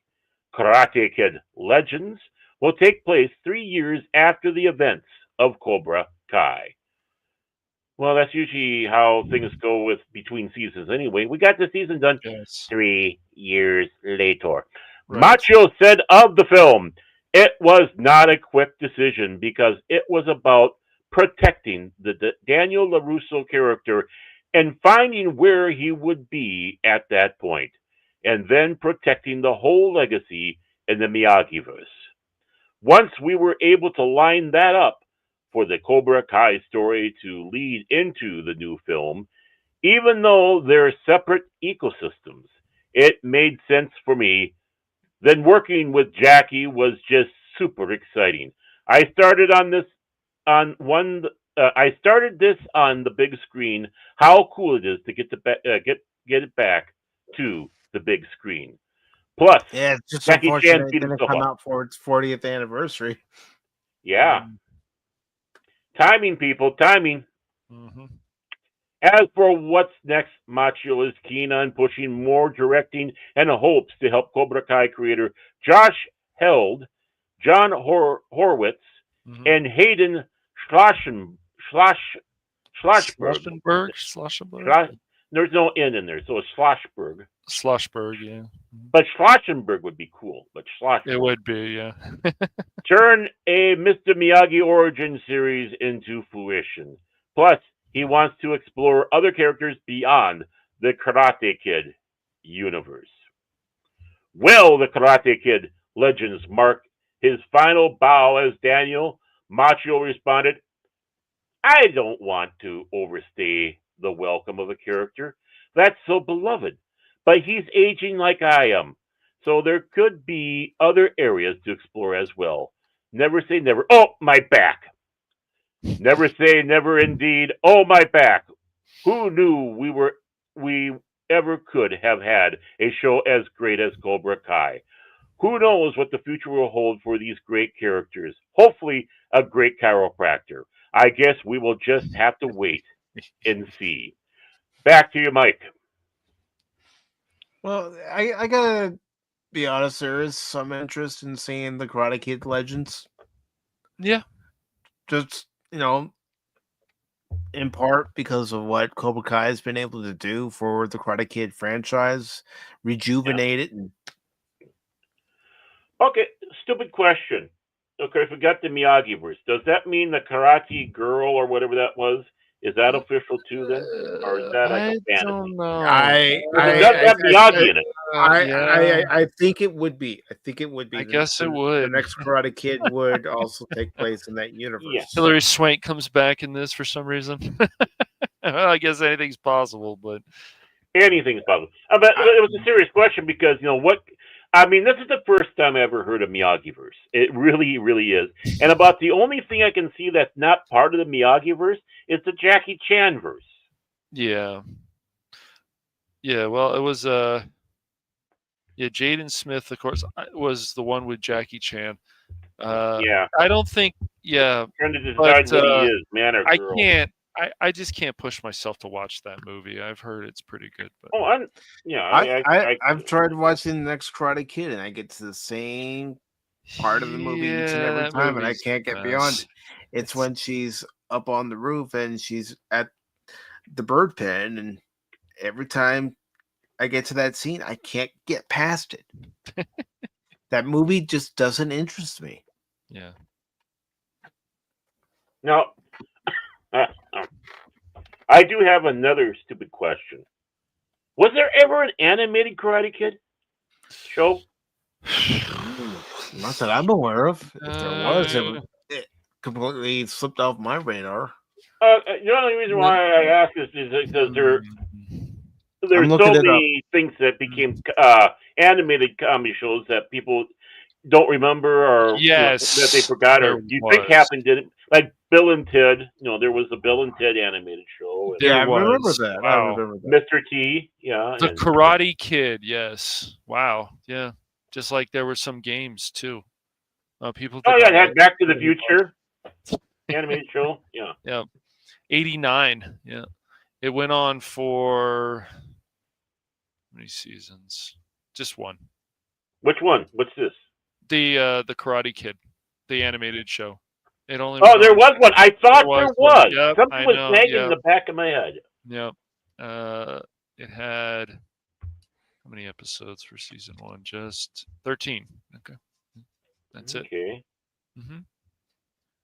That's not good. No. But that happens. Well, it's better than I'm also surprised that James Avery was involved in this a bit. That's interesting. Yeah, well, he's done voice acting before when he was alive. So. Well, during '89, that was the peak of the Ninja Turtles craze, where it gained its popularity, and he was also a part of Teenage Mutant Ninja Turtles as the voice of Shredder. Yeah. Ooh. Do you know who played Mr. Miyagi? Who? Yeah. Robert Ito. Yeah. From Quincy, and he also was on Star Trek. Pat Morita. Yep. Yeah, he was involved in that too. Interesting. Mm-hmm. So was Jim Cummings. Mm-hmm. Mm-hmm. Well, he's been in so many things. Yeah, it's he amazing has. how many voices he has. And we just try not to think about the controversy and hope it's not true. Grease Summer, of course, she's been involved in a lot of things, a voice acting. No, she's a great voice actress. She Rob is. Paulson. Mm-hmm. Oh yeah, he was Harry Kim's father in Voyager. And he was also in Coming of Age as the TAC officer. So 2 Star Trek appearances. And he's 93, Robert Ito. Wow.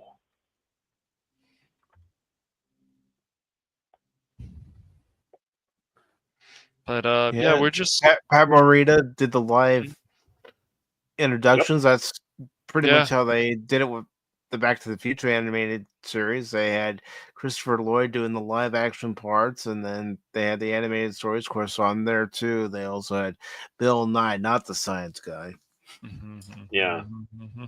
Well, I'm absolutely surprised that they didn't get Pat Morita to at least voice it. Yeah. I mean, you got him already doing these openings, these narrations.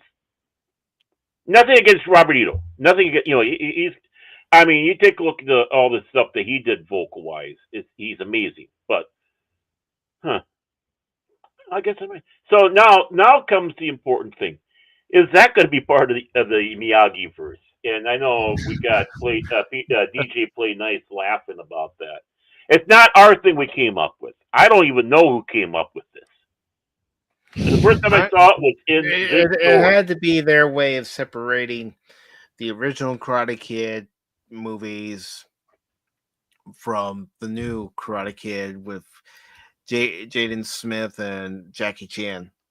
Well, how hard is it? It's the good Karate Kid stuff. Darren. I'm sorry. Darren.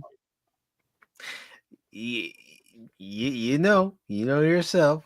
There are people who will confuse a Romulan for Spock. Yeah, I know. But Styles learned his lesson, and they made peace. Just like somebody hears the name the Karate Kid. Oh, the Karate Kid. They're gonna automatically think it's the '84 movie. In some cases, they're gonna pop in the Karate Kid with Jackie Chan and go, "That's not Mr. Miyagi." That's right. But the thing is I remembered the animated series more than there was an animated series than the Jackie Chan. It's like, oh, that's right, they did do that one. And see, I didn't remember the Karate Kid animated series because I was watching Ninja Turtles. Mm-hmm. It's all about the turtles for me. That's right, man. They needed a crossover. Teenage Mutant Ninja Turtle Karate Kid. Yeah, in the Karate Kid. Why not? I guess. Sure. Well, James Avery was in both, so why not? There's your connection. That is true. Avery was there Rob Paulson was in both, so you wouldn't have had to hire 2 extra actors. You have 2 actors that on both shows. So we're here to help you. So, what are your thoughts on this, though? I guess we've been having too much fun with the Miyagi first than the actual. Yeah, that's true. They concept did, of it. War. They I, did. I know Mike said he's kind of interested. How about you, Cashola? Yeah, man. I'll give it a chance, probably. Because it ties into Cobra Kai. We're just waiting for all the parts to come out. I know, and then we're gonna. Whoa, freezing. All the different parts of the show. Does that sound better? Yeah, that's better. It's coming out in 3 parts. You have the first 5 episodes, then you have the next 5 episodes, and then the last 5 episodes of Cobra Kai. And they're milking it. Cobra Kai. I don't want to subscribe to Netflix and watch the first 5 and then unsubscribe, subscribe again, unsubscribe, subscribe again, and unsubscribe when there's really not much else on Netflix that I would want to watch. Yeah, that's just it. It's kind of a scam, and then they can use all the people going in for that or just signing up for Netflix and keeping it for the whole thing, and maybe canceling afterwards. Yeah, it's a bit of a scam thing or whatever to try to make the numbers look good. It's like when they put the quote unquote good stuff during the ratings. The rating war time, that's when they come out with their exposés that they were sitting on for about 3-4 months, and it could have had a real story about real importance, but no, we're going to save it too. So when we get, when they check our ratings, which is usually around November, and there's one in the spring too, I think, April, something like that. Yeah. Now, before we have Cash read our next story, we do have the box office numbers for this weekend. Okay. What? Yes. Yeah. Looks like. It looks like the Good Witch and the Bad Witch beat the Gladiators. Yes. I'm not surprised. 55 million. It looks like for Gladiator 2, and then Wicked is 110. I said it when I saw the trailer for Gladiator 2. Why do we even need this? Gladiator is the perfect standalone film. Oh, even worse than that. Why are you going to go in there and absolutely crap on a culture? Yeah, with bullshit DEI crap.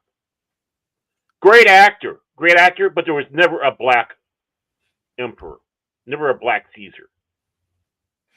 Enough of it. It's supposed to be somewhat historical. You just went into fantasy.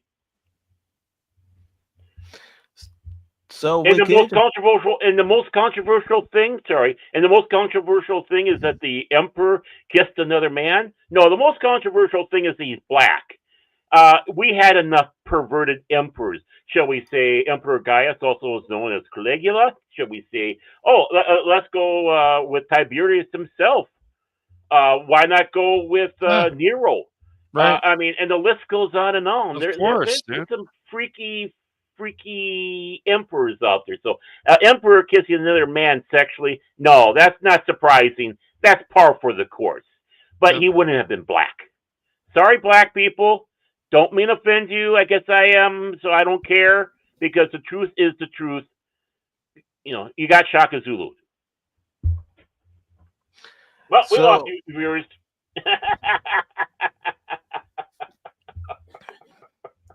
So Wicked domestically made 114 million. Let's see what it made worldwide. International was 50 million, so it currently has a worldwide total of 164 million, $180,000.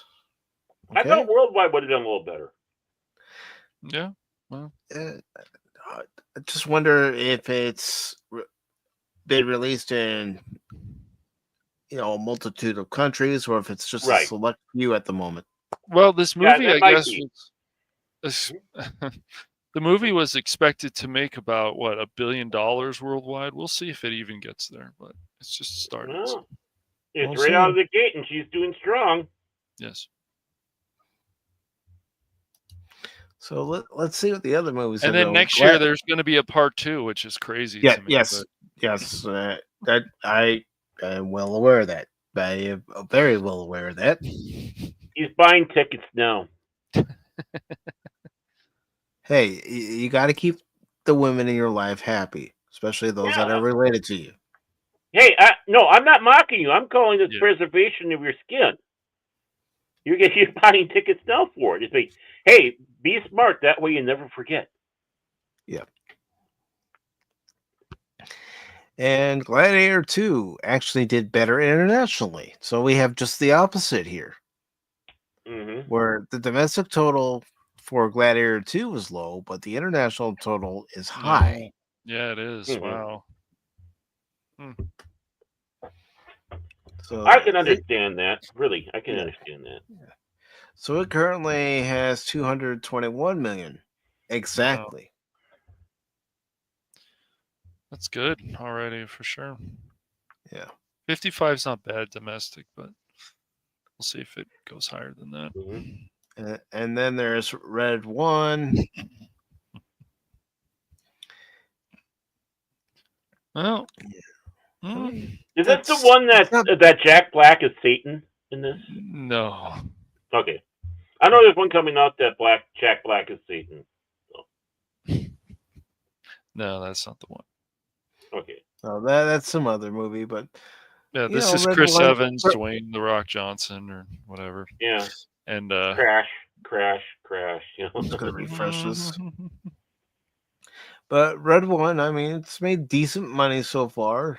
Yeah. Can't mock that. And now, Bonhoeffer, Pastor Spy, Assassin. Now, this is one I want to see. Dietrich Bonhoeffer, and I know a pastor who admires him greatly, and I got to get a hold of him and see if he's seen it and what he thinks of it. But yeah, and it's released by Angel Studios. You know, they're good at releasing independent films, and so it's made 5.1 million. So it's probably going to be one of those things where it makes a lot of money domestically, and until Angel Studios can get other distributors to release it internationally, the only numbers you're going to get are those that are here. I think it will do good overseas because they know of Bonhoeffer probably more because of what he was trying to do to, do his part, you might say, of helping cause problems to a little empire that was in its third incarnation. There we go. How do you like that? Of course, Venom: The Last Dance made $4 million this weekend. It currently has a domestic total of $133,825,476, and the international total, as you can see there, is $322,600,000 for a grand total of $456,425,476.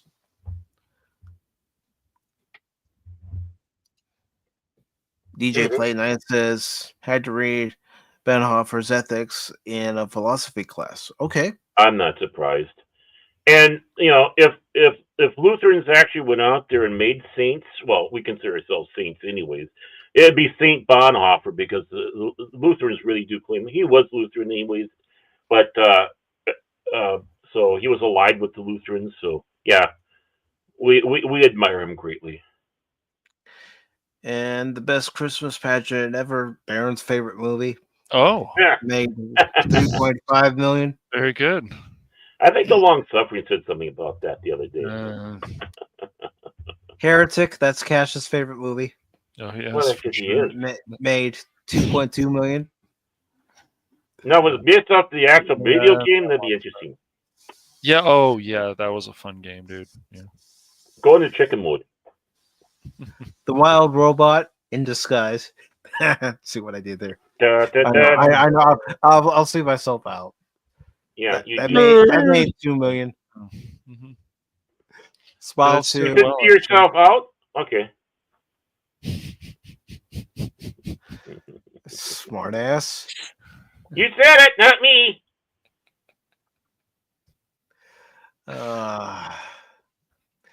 But Smile 2, 1.1 million. a real pain. Yeah, that's Cash and Baron every week. Hi. And they think the same about me, folks. I kid. No, we're scared of him. Scared? Maybe you are. I am. I want my 2 Cash cents is a only month. scared of Phil. Phil is something. I don't know if I'm scared of him, but he's something. Yeah. But a So real who? pain came in at number 10 this week, and then you see the movie that just didn't make it to the top 10. Yeah. Well, at least they're not Joker falling into. Ugh. What happened to that? It shouldn't be on the list. I thought it was the greatest film ever. It's not even on the list anymore. Yeah. I know. Good. Folly le shit. Yeah.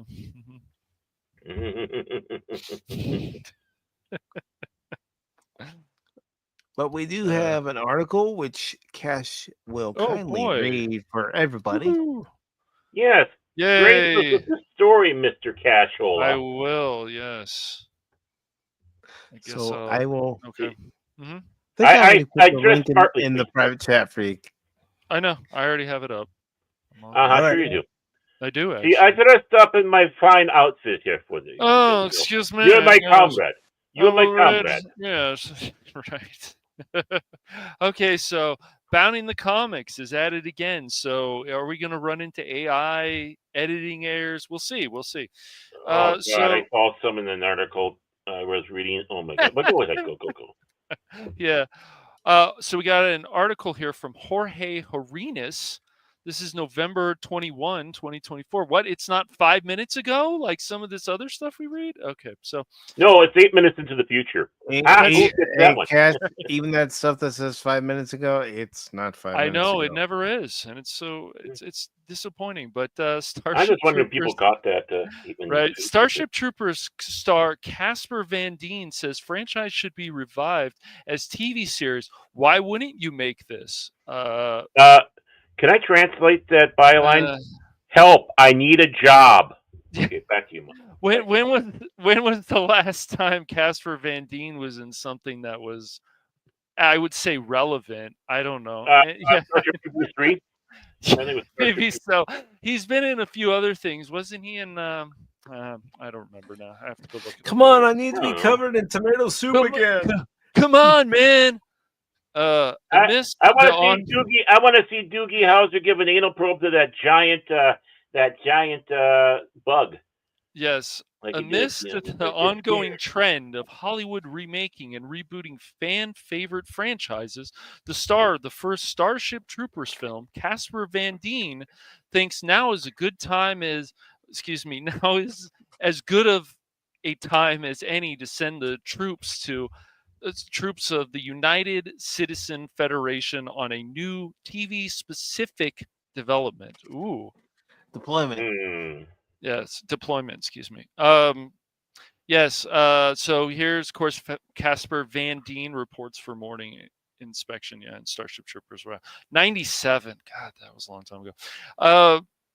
Van Dien, who played Private Johnny Rico in the 1997 film, spoke to his vision for a long-form Starship Troopers series during an interview with comicbook.com, asked if he was aware of the recent circulation of a fan petition calling for Hollywood to bring a new Starship Troopers movie to life.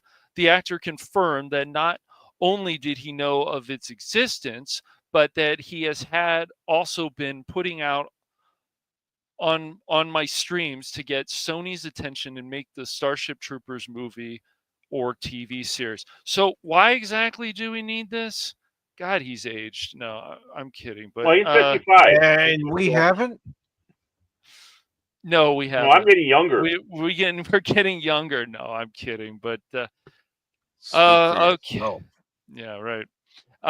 I think it would be great for the series, he added. The whole thing would work. The visual effects today would be a huge win for Sony. with the movie, I think there's some things they have to do with Disney too, but with the series, I think they could do it all themselves. Why wouldn't you make this? It'd be great. And you do have Rico wanting to do it. Oh boy. And you do have Rico wanting to do it.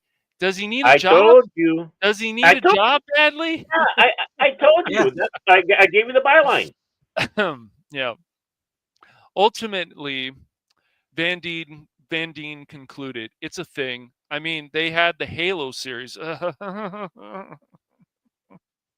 Yes, they had the Halo series that they made. Hey guys, you want to see what Master Chief's face looks like? No, let's do it, assholes. Anyways, they've had different series that they've gone with. This is a no-brainer to me. Once again, I need a job. I mean, literally, I can't go anywhere without people yelling quotes at me. Now, that I do actually believe. Oh, yeah. I do. In light of Van Dean's enthusiasm, one has to ask, would Starship Troopers see a streaming revival? Well, that's a good question. Working against this idea is the fact that thanks to director Paul Verhoeven's, okay. Decision to turn Verhoeven. Oh, Verhoeven. Yeah, I got it. Okay. Decision to turn Robert Heinlein's military novel into biting satire of such concepts as propaganda and societal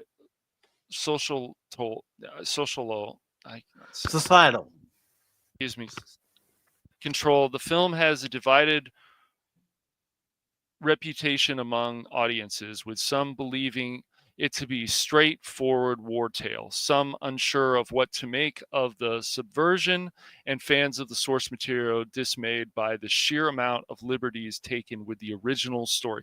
See, I didn't know all this stuff. What's up? Yeah. I'm just going, yeah, right. I didn't know all this because when I watched this, I was like, man, that first hour is such a soap opera. And then that second hour is like, yeah, dude, this is cool. But that first hour, it just drags. Yeah, it was not Starship Trooper. It was never intended. It was basically another film that they mashed Starship Troopers. And I'm serious.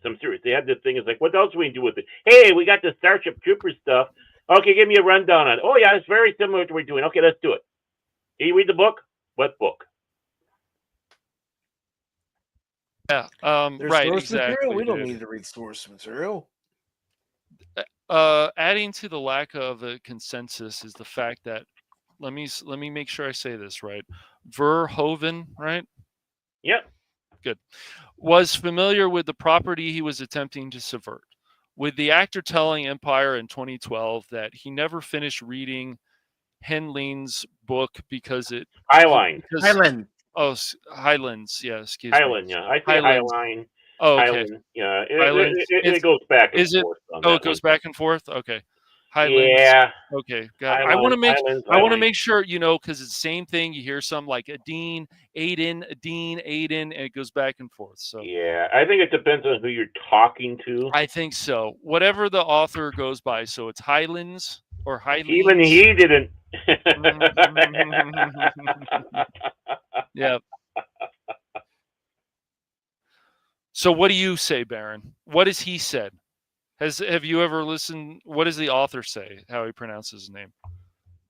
Well, I've heard Highline, but Highlands is also something I've heard. Highlands, so. Okay, Highlands. Yeah, like Mike pronounces it. I've heard both. Okay. That's why I get nervous when I say his name. Right, but... Highlands. Yeah, I got you.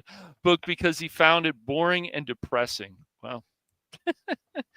As a result, when Starship Troopers first released, it absolutely struggled at the box office. That's right, it did, didn't it? I forgot that.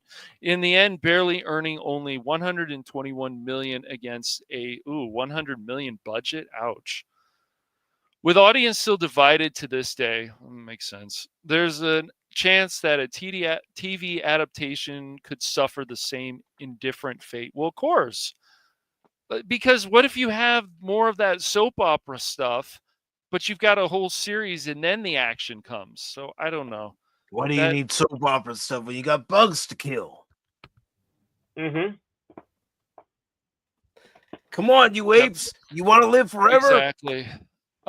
So that said, there's an upside to revisiting Starship Troopers in here and now, namely the fact that the very concepts woven set out to satire are still particularly poignant today. As a note by Van Dean, he films commentary on political structures and the nature of the war is just as relevant now, if not more so. Okay, I guess. Then it was nearly 3 decades ago, especially considering the shift in the United States attitude away from foreign intervention over the last 2 decades. Mm-hmm. So let's say that a streaming service does greenlight a new Starship Trooper series. What could we possibly see? Well, for one, yeah, just throw shit at it. Well, it's like noodles. Throw them at the wall, see what sticks. Right. Well, for one, the project could delve further into humanity's war with the alien arachnoids. Yeah. The inner workings, the arachnids, inner workings of the Federation, unique Republican-style government, or even explore the effects of the war in the outer colonies. Okay, would that be good? I guess. Further, the long-form nature of TV would allow more time for the series to expand on the themes that the original film only scratched the surface of.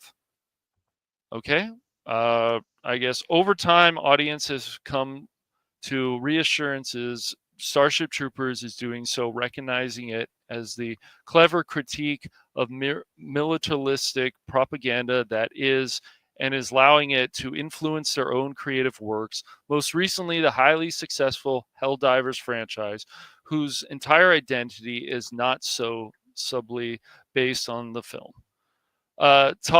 Take this appreciation and combine it with Van Dean's interests. I need a job, right, guys? So it's generally possible that streaming platforms, who are always in search of new content, could soon find themselves going to war with the bugs. And before we comment on this, I do want to say hello to Tree Rock Creations, who says there was no strategy in attacking the bugs. None. No. All Hollywood had to do to make it interesting is add some military strategy. Yeah, that's all they had to do. Yeah, the arachnids, right? The arachnids, yeah.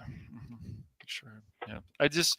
It's been a long time since you want to watch. It does still pop up, of course, on TV, but it's that second hour. You're like, yeah, man, that second hour. But that first hour, oh, that's rough.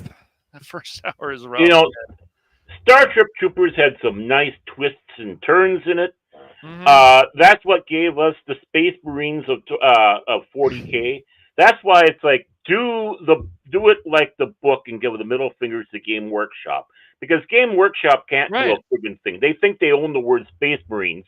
But if you take a look what the Space Marines are in 40K, they basically are what you have. They came from the book. You got shot out of a ship inside while wearing your battle armor. Then you come down, land on the planet, and you start doing your massacre. You're basically a one-man army, but you're still working as a team. And Disney was a guy, not a girl, because men were the only ones that were doing the frontline work like that. They found that women were better adapted and suited mentally, physically, also psychologically, to be able to do all the command with the ships, which is a pretty freaking important thing. In fact, in some ways, they have even the harder job in the whole thing, doing all that, compared to the men that go out there and go Hulk smash. You get back to that concept and talking about that, but we can't do that, though. We can't talk about differences between genders because we don't know what the hell gender is anymore, right? But no, you had a dichotomy, and they're using it, properly. Yeah. They know that this gender does this job great while men are doing that. It's structured. It's not there for anybody's freaking feelings. It's there to get a freaking job done. The bugs are a lot more sophisticated when they show it. And they also have a group called the Greenies. Really? I gotta. Yeah. I mean, the animated show came out, they brushed on the Greenies a bit. Interesting. Okay. But yeah, you had there were other involved in it. And then they described the home the planet that they're based out of, were basically because of some of the factors with the sun and atmosphere and all that evolution basically stopped on that planet. There's nothing, nothing can advance. It's like a neutral spot in the universe, right? And of course, its location is absolutely secret. In fact, they have it brainlocked in you until you absolutely need to know when you need to go back that way. So, I mean, there's so many fascinating things about the book. And there's a lot of stuff that you can talk about. It's still talked about today. A lot of people still don't fucking understand the book. I believe there's parts parody in there, as well as there's part, giving giving his thoughts as well on things.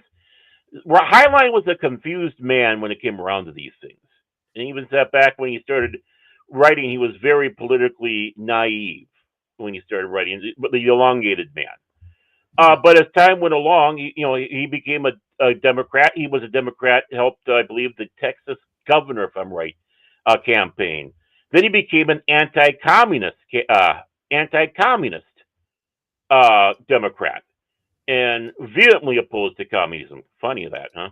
And then he fell away and basically wiped himself away from the Democratic Party with all the attacks that were done on Eisenhower about, stopping nuclear tests. It's like, no, we need to keep up on our game. That was his attitude. We need to keep up on our game. His overall thought is, build yourself up. If you start something, you finish it. Type of attitude. Yeah. And his mind grew as he went along. And each book, you can see the different phases of him growing through books. I mean, you want to have fun? Try reading A Stranger in a Strange Land. Okay, that's a lot of fun. Sure. I might look into that. I think I just did something, but no, I mean, he's over. I mean, you got the Highline Society or Highline Society out there. You have Highlines, yeah. It's just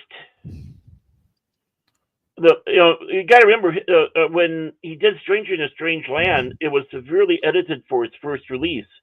I think 20 years ago, they actually brought out how it's supposed to have been copy of it, and it's a weird trip. That's where you get the word grok from. I grok Spock or I grok you.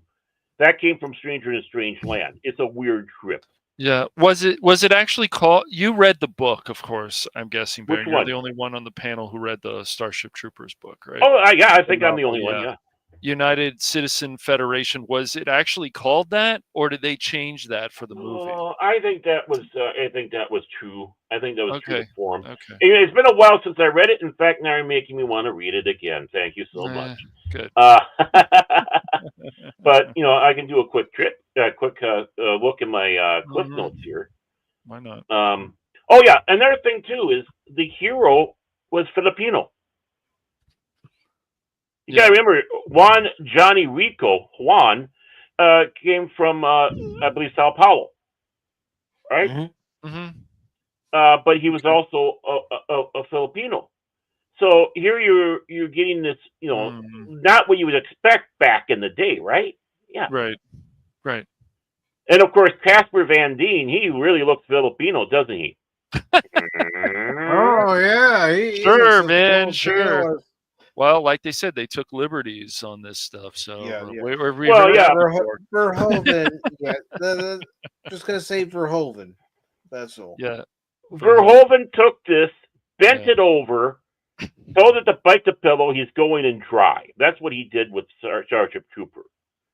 Again, it was already a different film being developed And then they thought, oh, let's throw a mix of this Starship Troopers in, and then you can see what happened with Verhoeven.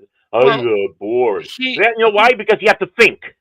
He brings up Halo, and maybe that's been a successful series. Maybe it hasn't, but it still disrespects Master Chief, who's considered an iconic character by a lot of people. That's not cool. Even though it's not canon to the games, it's still not cool to do that. Well, I mean, just like Verhoeven disrespected this book. Right. I mean, That's Rico obvious, comes from a family of means. He didn't have to join, but the reason why he wanted to join is because he wanted to be a citizen, or more than he wanted to be able to vote. I mean, it's kind of the funny thing where they took the only way you could vote in the society was to go out and join the military, and when you come back, you have that right. If you didn't serve in the military, you couldn't vote. So Rico's dream was to be able to do that. Even though he was part of a very wealthy family, people of means, he didn't have to do it. But he wanted that right. Or we should probably sit back and say, in this case, that privilege. Yeah. Well, I guess we can also give Bound in the Comics so credit. It didn't look like there wasn't any AI. The article actually looked like it was actually good. I had it wrong, by the way. It's skinnies, not greenies. Not greenies, skinnies? Oh, skinnies? Skinnies, Okay. yeah. All right. Again, it's been a while since I read it, so, right. Trying to go through, but yeah. I mean, when he says this is no brainer, once again, it's like, dude, you just tell us you need a job while not telling us you need a job, right? Gosh. I mean, hey guys, I need an acting gig. Could you make a Starship Troopers series so I could start it and get some money? I can do a voice or something, man. I don't think he's broke like some of these people, but it just still Casper Van Dean. Yeah. Oh, he married royalty. Oh, well, good for him. He made it. They divorced, but she was actress. But yeah, she's somehow in line with the royalty. So I hope he got a good I mean, hell, what the hell was the last thing that I even saw him in besides Starship Troopers? Well, he was in Sleepy Hollow. Oh, of course, he was part of the video game. That makes sense. Okay, so that was the last thing he did in 2024. Yeah, he got I think he was in a Starship Troopers direct to home video movie. Wow, I did not. Okay, so he also did stuff for Call of Duty. So okay, he popped up in Hawaii 5-0 in 2017 as a guest star. Well, that's not bad. It's also in something called Con Man that went on for 8 episodes in 2015 to 2016. He popped up in Mortal Kombat X Generations as one episode. So yeah, I don't recognize a lot of this stuff that he was in. Yeah, I mean the book is not plot voice acting, like it's not a plot-driven book, even though, of course, you do have things happening. It's a book of ideas. It's a book of discussions. He's tackling many themes in there, be it the military, being the youth, being society, what it means to stay on top, not to become subservient. Obviously, there's things pointing to the USSR and other communist nations out there at that time, and how we were dealing with them that he didn't appreciate, because he thought we're being too pussy whipped for it. Yeah.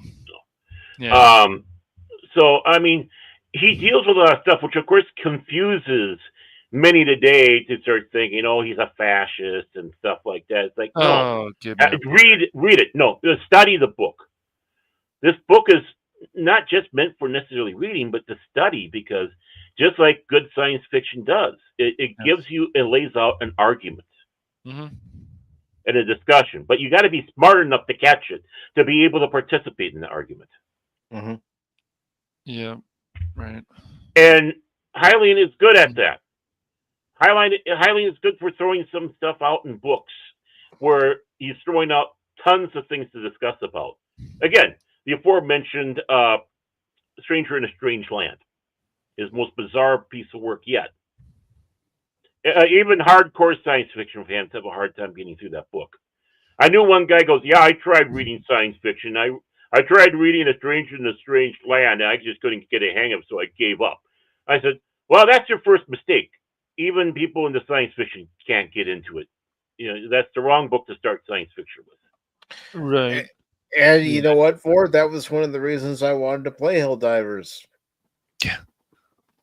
Yep. Yeah. I mean, Helldivers, okay, that's fine, because you're taking the Verhoeven, crap of Starship Troopers and going over and actually doing it proper. Yeah. It's like, well, if that's the case, this is what you should have done, Verhoeven. You didn't need, but then again, I think that was more of a studio thought. Let's mesh these together, like they do with, with a lot of films that we don't realize. Casper Van Dean was a student uncredited on Saved by the Bell for 2 episodes in '91. Of course, he also popped up in Beverly Hills 90210 for 7 episodes as was it Griffin Stone? Yeah, Griffin Stone was his character. Eric Waters was he popped up in Married with Children in '95. So yeah, he's done some things. Yeah, I mean, he's not a huge star. So he's not a household name. 99. Yeah. We know him, but not necessarily everybody else out there. No. And it's a shame. I don't think he's that bad of an actor, really. I mean, I'm not saying he's Laurence Olivier style, but I mean, he's a capable actor, and he should be out there more, I think. But he keeps on getting these B parts, like Dracula 3000 and various stuff like that, and of course stuck in the Starship Troopers. Starship Troopers, yeah. Verhoeven verse. There we go, the Verhoeven verse. And since this has become such a verse broadcast today, we have the Miyagi verse. Now we got the Verhoeven verse. Verhoeven, yeah. Yeah. And in that Verhoeven verse, you have Starship Troopers, you have RoboCop, and Total Recall. Yeah. It's crazy. He was Johnny Cage in Mortal Kombat X Generations. Mm-hmm. I mean, my thing is, we do need a Starship Trooper, but we need it done right. Just to show Verhoeven he's full of crap, and to give James Workshop the middle finger. Mm-hmm. It'd be nice. Yeah. Mm-hmm. But again, you have to get the right people to do it. And I really don't see where there's the talent to do it. Well, no, you don't have Harlan Ellison around no more, being a pain in the ass that he is. I mean, again, you read the script for iRobot, and you cry. You cry because you look at Will Smith going, why? Why? So long since You know why? You know why? Because he didn't think people could handle thinking through a science fiction film. I'll have to read iRobot sometime. Oh, the Arthur C. Clarke, basically it's a series of short stories. Yeah, that is actually my primer. For anybody interested, what is science fiction about, or what's a good stepping stone, primer, whatever you want to call it, into science fiction. That's the book I will constantly tell people. If you want to get an idea, get your foot in the water a little bit, Arthur C. Clarke's iRobot is it. I think it's something that the average person can identify the most with. I mean, there's other books out there. Don't get me wrong. There's other books out there that can do it too. But that's the first one that comes to mind because, again, you read his book, that book, and then see the movie, you cry. Now you're... Now I feel like I want to compare. I read those short stories and then maybe I watch the movie again. Well, it's like 4 or 5 short stories that he turned into a novel, which even Dune was that. Dune was released originally in as in the magazines, where you had one part, and go along, and then it got fine-tuned and tweaked and went into the book, and Chilton got it, and the rest is history. A lot of these, same thing with Martian Chronicles. Those were short stories uh, that Bradbury brought together and meshed out into one story, one book. But they were all short stories. That's what a lot of the old masters did. Be it Arthur C. Clarke, be it Doc Smith, being uh, being of course Clark and the like. I mean, that's Pohl. All these guys. That's how they got going there. Then they were able to turn these people were noticing the work, and they were able to branch out beyond that. Yeah, it's it's amazing, and it's the beautiful work they do on it. Well, do you think there's people like that now who are willing to do that research? Do you think there's some people in the industry that's willing to do it, or are they just not getting their chance because they're getting pushed aside for somebody else? I'm sure that's probably going on, of course. Good question. You bring a good. That is a great question, actually, Cash. And that's really hard to say. I mean, you see fans doing their fan flicks, but it's for other things. And if they do a fan flick about Starship Trooper, guess what they're doing? I don't know if there is, but I'm sure there is. They're doing the Verhoeven verse stuff, which again is great for RoboCop, not good for Starship Trooper. Right, I get that. I think you need to start getting a lot of these people who are aware, not woke, to be able to sit down and who are creative talents to sit around and read this book, and then also explain what has branched off of this book, like Warhammer 40K, and how they use it. But just see how they use it. Don't let that influence what you're doing, because even Starship Troopers, Warhammer has their version of the bugs. They're called Tyranids. They're in the part 2 of Space Marines. I hate those guys. Well, that's why people should read these novels. The problem is, we've got this whole agenda, I would say, push or whatever. Oh, it doesn't matter if you read the source material. No, everybody who's working on a project that's based on a novel or something should read the dang novel. Read a lot of it, read chapters of it, go and study it, talk about it with the directors and the writers and everybody else and the actors. All talk about it, where we want to go with this, what we can change with this, how this character can go this way. Will this actually work on the screen? Like, you need to ask these questions instead of.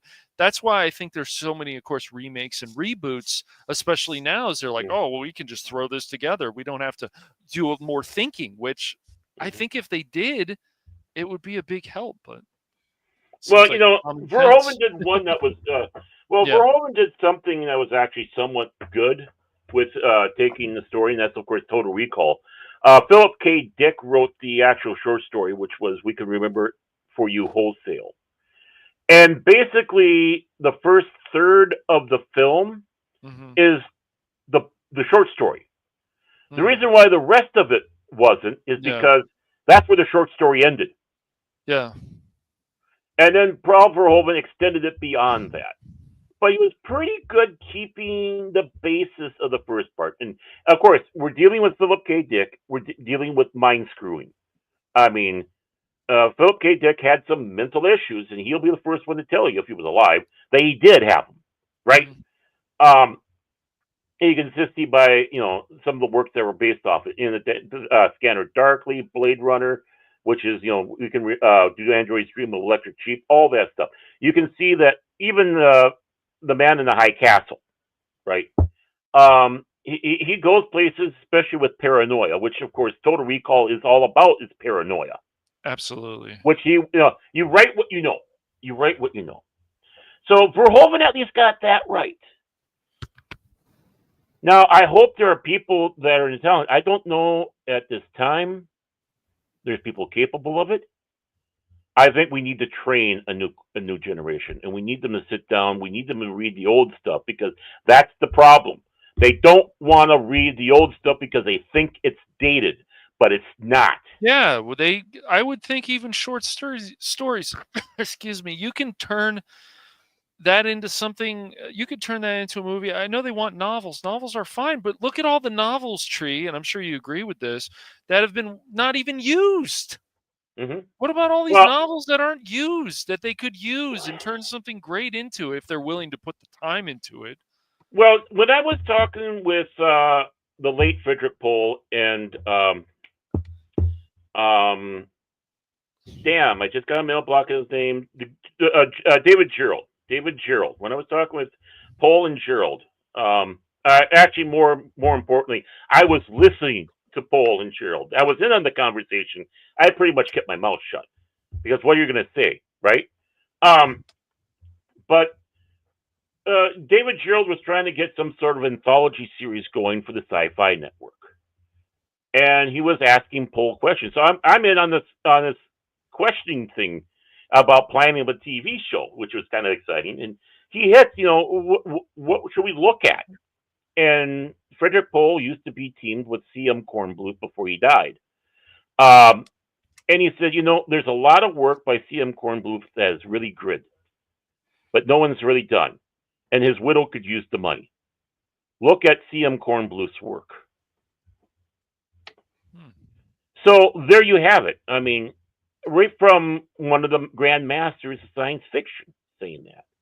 These are important words. If these people are saying, look at this, and they realize there are some things that are outdated, right?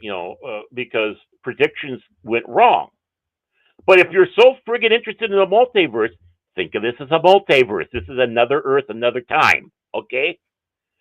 But Tiger, which is also known as Stars My Destination, and the Demolished Man by Alfred Bester, dealing with mental abilities, also gave us Alfred Bester of Babylon 5, are great novels to read, and probably are good bases to do a movie or a miniseries or whatnot. They're good reads, easy reads, and again, philosophical.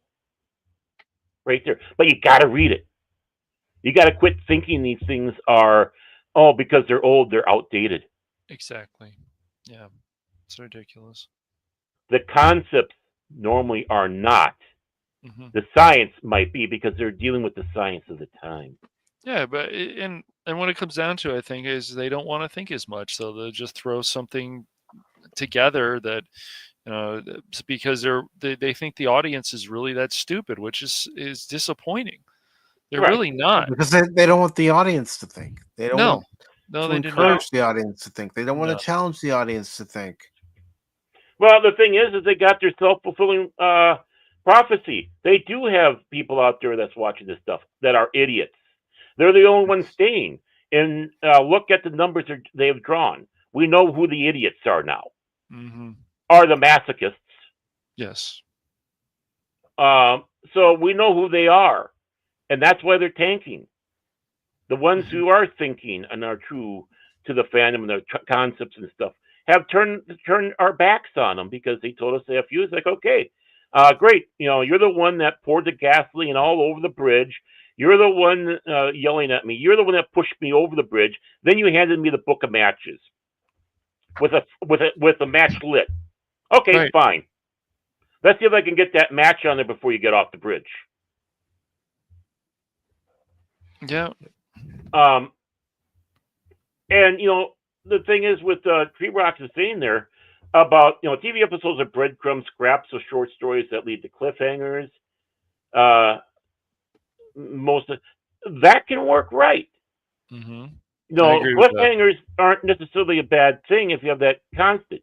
Again, it kind of goes back to looking at that they are the short stories, and eventually you get drawn into one course. I mean, basically that's what Babylon 5 was. Really, this book has the various chapters, and each chapter, it could be a short story. Is basically in some ways a short story by itself. Except for Grade 17 is missing. Half of it.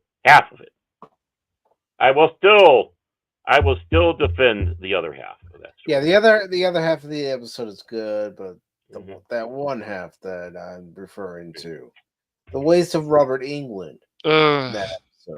And Jerry Doyle and yeah, everybody. And the thing is, what's great about it? Kaczynski knows.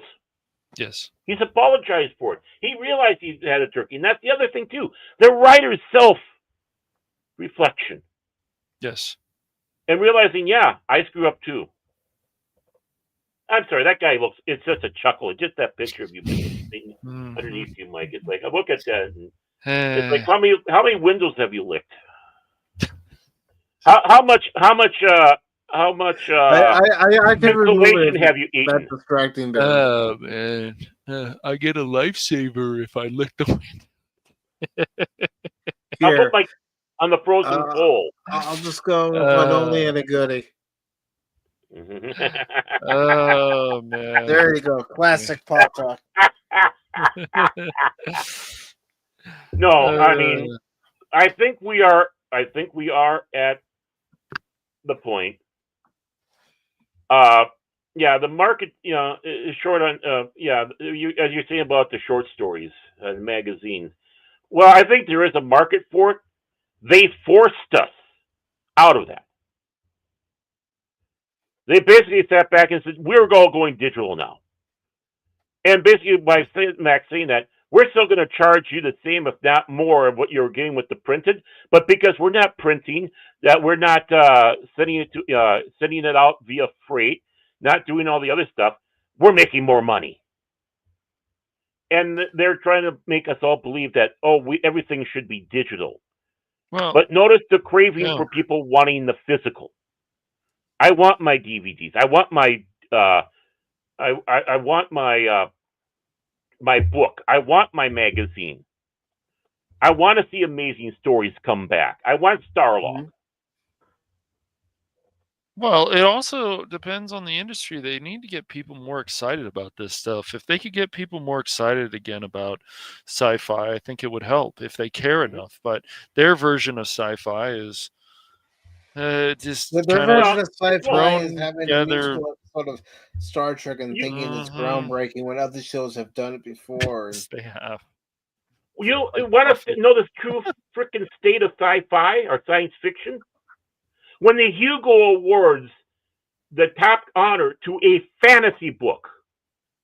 I'm sorry. This is not an insult to fantasy fans. I like fantasy too. Fantasy has no right being involved in the Hugo Awards. No, I'm sure the it Hugo doesn't. Awards there are other categories for that. Science fiction. No. Speculative fiction. Weird fiction. Fantasy has its own places to go and should be honored. But now you start seeing that what they're putting up there are books on identity and other stuff. They're not even well thought out. They're lectures. Yeah. And we're getting enough lectures in our media and entertainment these days. Right. What we need is more novellas out there. We need more books that are like the, when you went and had the men's books where, one came out like every other month or whatever, we would have called them pulp, the pulp books, right? We need more of those quick little read books out there. And those were good. You go to the bookstore and find some of those old ones that were like that for science fiction. They even had the 2-in-1s because they were both stories were short. So you read the one side, then you literally flipped it over, and you read the other side because it was upside down from the other. That's how Harlan Ellison's Doom Man came out. But of course, he sat back and said, "Really, it's not my book. They took my workbook, they butchered it all up. I disavow it. He wouldn't sign autographs for it. He'd offer people money to buy it if they brought it to his table. If people sat back and said, no, I want to have the other half, then he ripped the book in half and give them back the other side. But still, that's what he had. This is what we need to get back to.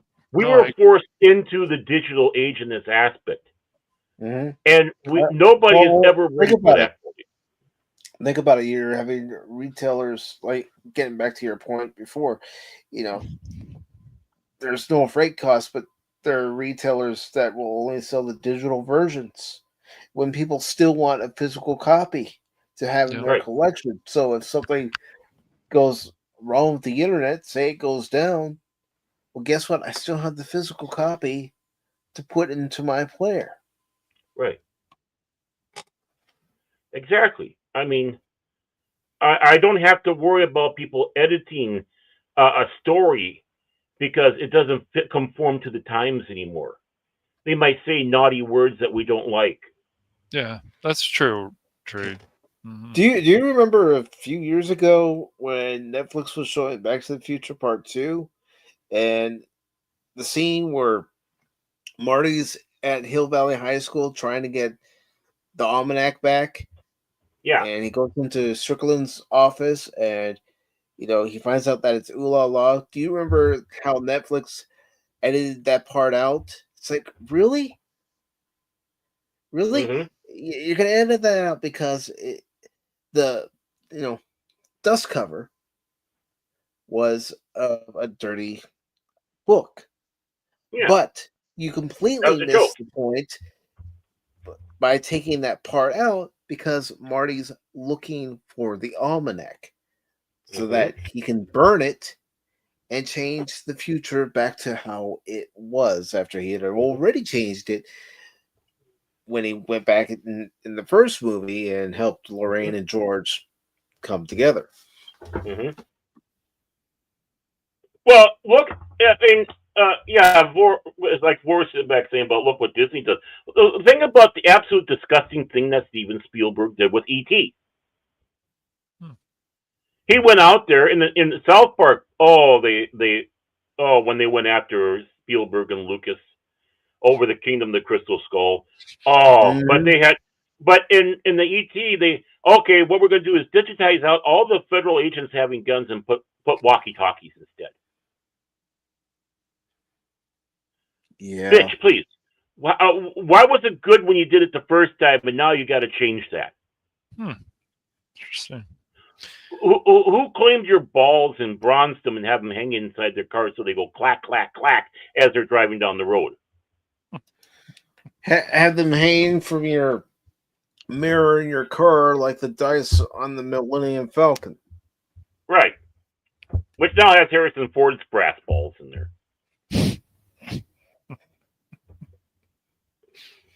After emasculating him.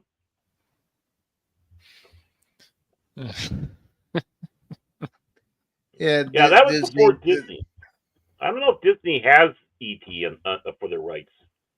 No, that's MCA. That's MCA Universal. Okay. Yeah. You never know these days how things are and how Disney is.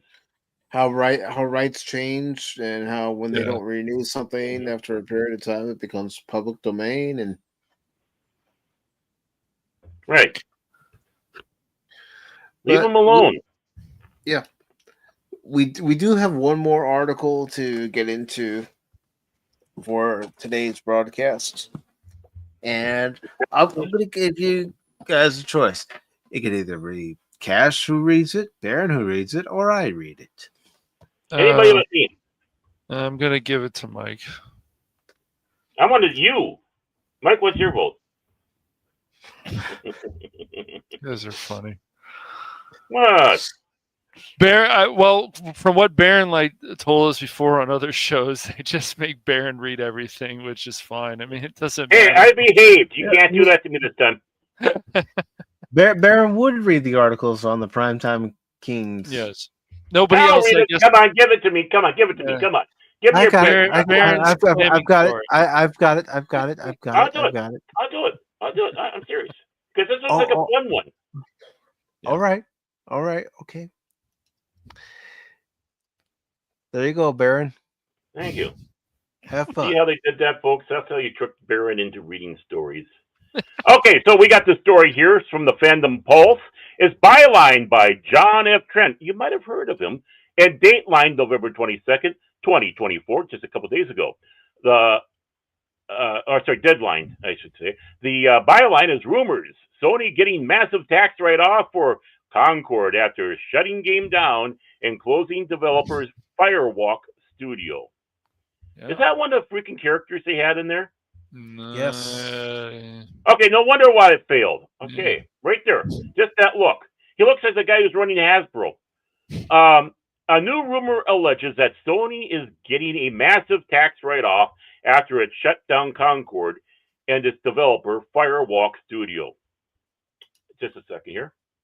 I need to have my co-reader here. What the hell you say? Thank you, Al.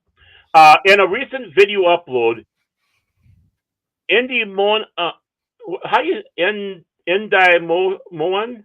I don't know. Them shared information from what one of his insights. Indie Man. That's how I put it together. Indie Man.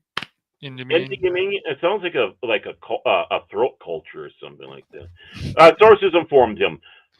Captain, there are Indian ships decloaking off the port bow. Red alert! Yeah. All hands, battle stations. Yeah. Well, the thing is, they always say, "Well, according to this YouTuber," and then they put it in the article. It's like, Something that sounds like you need to fish out of the urethra.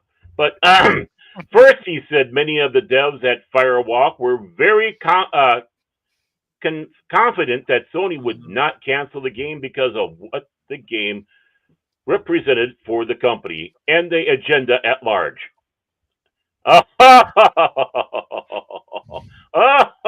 Excuse me while I throw back my head and laugh. Oh, I'm sorry. I forgot. I dropped the ball. I'm sorry. I'll get it. I'll get it. Throw our heads back and laugh. Ready?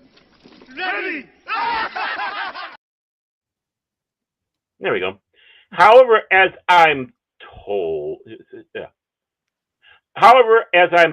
the reason why Concord did die and Firewalk was closed was because of Sony Japan. They had enough of our shit, he continued. During a company vote, Sony Japan overruled Sony America and rejected their proposition to allow Concord to be revived, claiming that the game was a massive failure and that they should fall on their swords. Perform seppuku. And there was no reason to bring it back and waste more resources. Hats off to you, Sony Japan. About time. Yeah, really. Next, our urethra culture shared. Instead, this has led to what my source was told to cause Sony, in general, to opt for a tax write-off for Concord and Firewalk instead. My source told me this write-off has led to Sony recouping somewhere between 25 to around 40% of the cost for Concord and Firewalk, now that they wrote it off for a tax write-off. So let's say they spent $400 million. They got maybe $170 million-ish. I would wager more likely $150 million. But it's somewhere in that range, he speculated. Basically, Sony got back enough in that tax write-off to create 2 whole Ghost of Tsushima in total. You got it. Oh, I know I got it. I'm just going, wow, maybe that's your sign, as Bill Engvall would say. But as I'm told, this veto did not revive Concord and kill yet another project. It pushed Sony America to become very infuriated to no end, he said. Good. Sony shut down Concord less than 2 weeks after the game released, after the game only hit peak concurrent player count of just 697. People, let me repeat that again. You did not hear wrong. This massive online game supposed to be bringing people from around the world. It brought in only 697, not million, not thousand, but 697 people. What's this game for? Game director Ryan Ellis announced the game was being shut down in a blog post. At this time, we have decided to take the game offline beginning September 6, 2024, and explore options, including those that will better reach our players. Oh, by the way, I think Joe Biden was one of the 697s, but that's beside the point. I'll tell you something. Fast forward to the end of October, and Sony Interactive Entertainment CEO Herman Hulst announced that Sony was shutting down Firewalk Studio. Hey, goodbye. He said regarding Firewalk, as announced in early September, certain aspects of Concord were exceptional. I hear crickets. But others did not land with enough players. Yeah, starting to hear more people piping up now. And as a result, we took the game offline. Sigh of relief after that one. We have spent considerable time these past few months exploring all our options. After much thought, we have determined that the best path forward is to permanently sunset the game and close the studio. We are eating this game.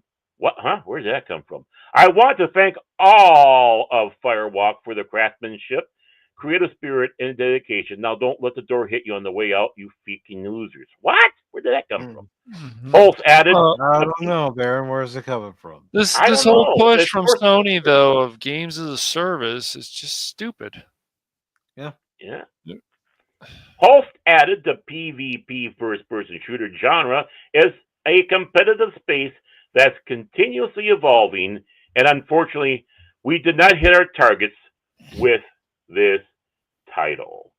Al, back to you. What the hell you say? Thank you, Al. We will take the lessons learned from Concord and continue to advance our live service capabilities to further future growth in this area. No, we need to have one that goes doubt, from LA Noir. Something about doubt. Yes. It was rumored that it cost around $400 million. Sorry, I didn't do that right. $4 million. Right, Minnie Mouse? Developing the game before they eventually sold the game in Firewalk Studio to Sony.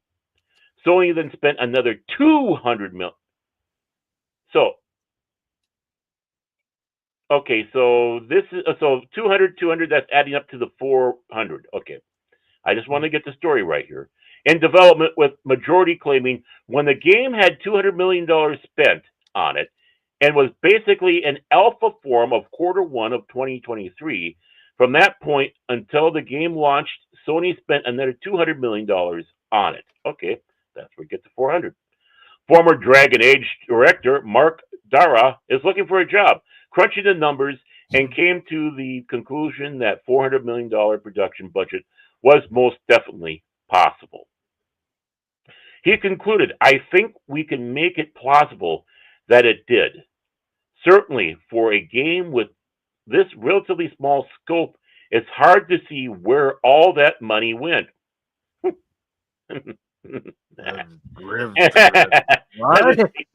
Doesn't take I could see where they went into making sure it was appropriate for modern audiences. Mm-hmm. Well, I don't know what is the buying price for cocaine now. What do they charge for that? Because I'm sure there must have been I don't know. I don't know either. That's why I'm asking, because I'm sure their studio had been coated with it. I mean, there's just no other way. Maybe a little LSD, some, It would have had to have been lost in iteration. It would have had to have been lost in inefficiencies. Mm-hmm. Okay. Al. What the hell you say? Thank you, Al. Due to the team structure, our massive team sizes. Mm-hmm. Like we just went through, I think you can do the math work, and it might represent reality. There is no reality here, folks, really. It's also possible the source providing this number are exaggerating or misinformed, are getting their math wrong in some way. Somehow, you know what? To be honest, I can't go with that. I think this is closer to the truth than we care. Mm-hmm. So I'm certainly a lot more willing to believe this number than I was before I started this exercise. I still don't know for sure that 400 million is an actual number. What do you make of Sony taking a massive tax write-off for shutting down Concord and Firewalk Studio? Well, become a paid member and support our journalism, mainly me. So gimme. Back to you, Mike. Well, I agree with Tree Rock Productions. And Tree Rock Productions says all the wasted money on these dumb shit projects, if only other projects were given funds. This makes me sick. Exactly. It's just I saw the trailer for this game. This game looks like shit. Yeah. It just you and most of America in the world. Sony, this whole thing about just they're not going with their first party games like they used to. Their franchises. I want a Paul Microsoft. Rapper the Rapper game update. Okay, man. This whole crazy thing about, and I guess the rumor actually, before I get to that, the rumor is that the PlayStation 5 Pro costs so much more money because they're trying to get their losses back from this game.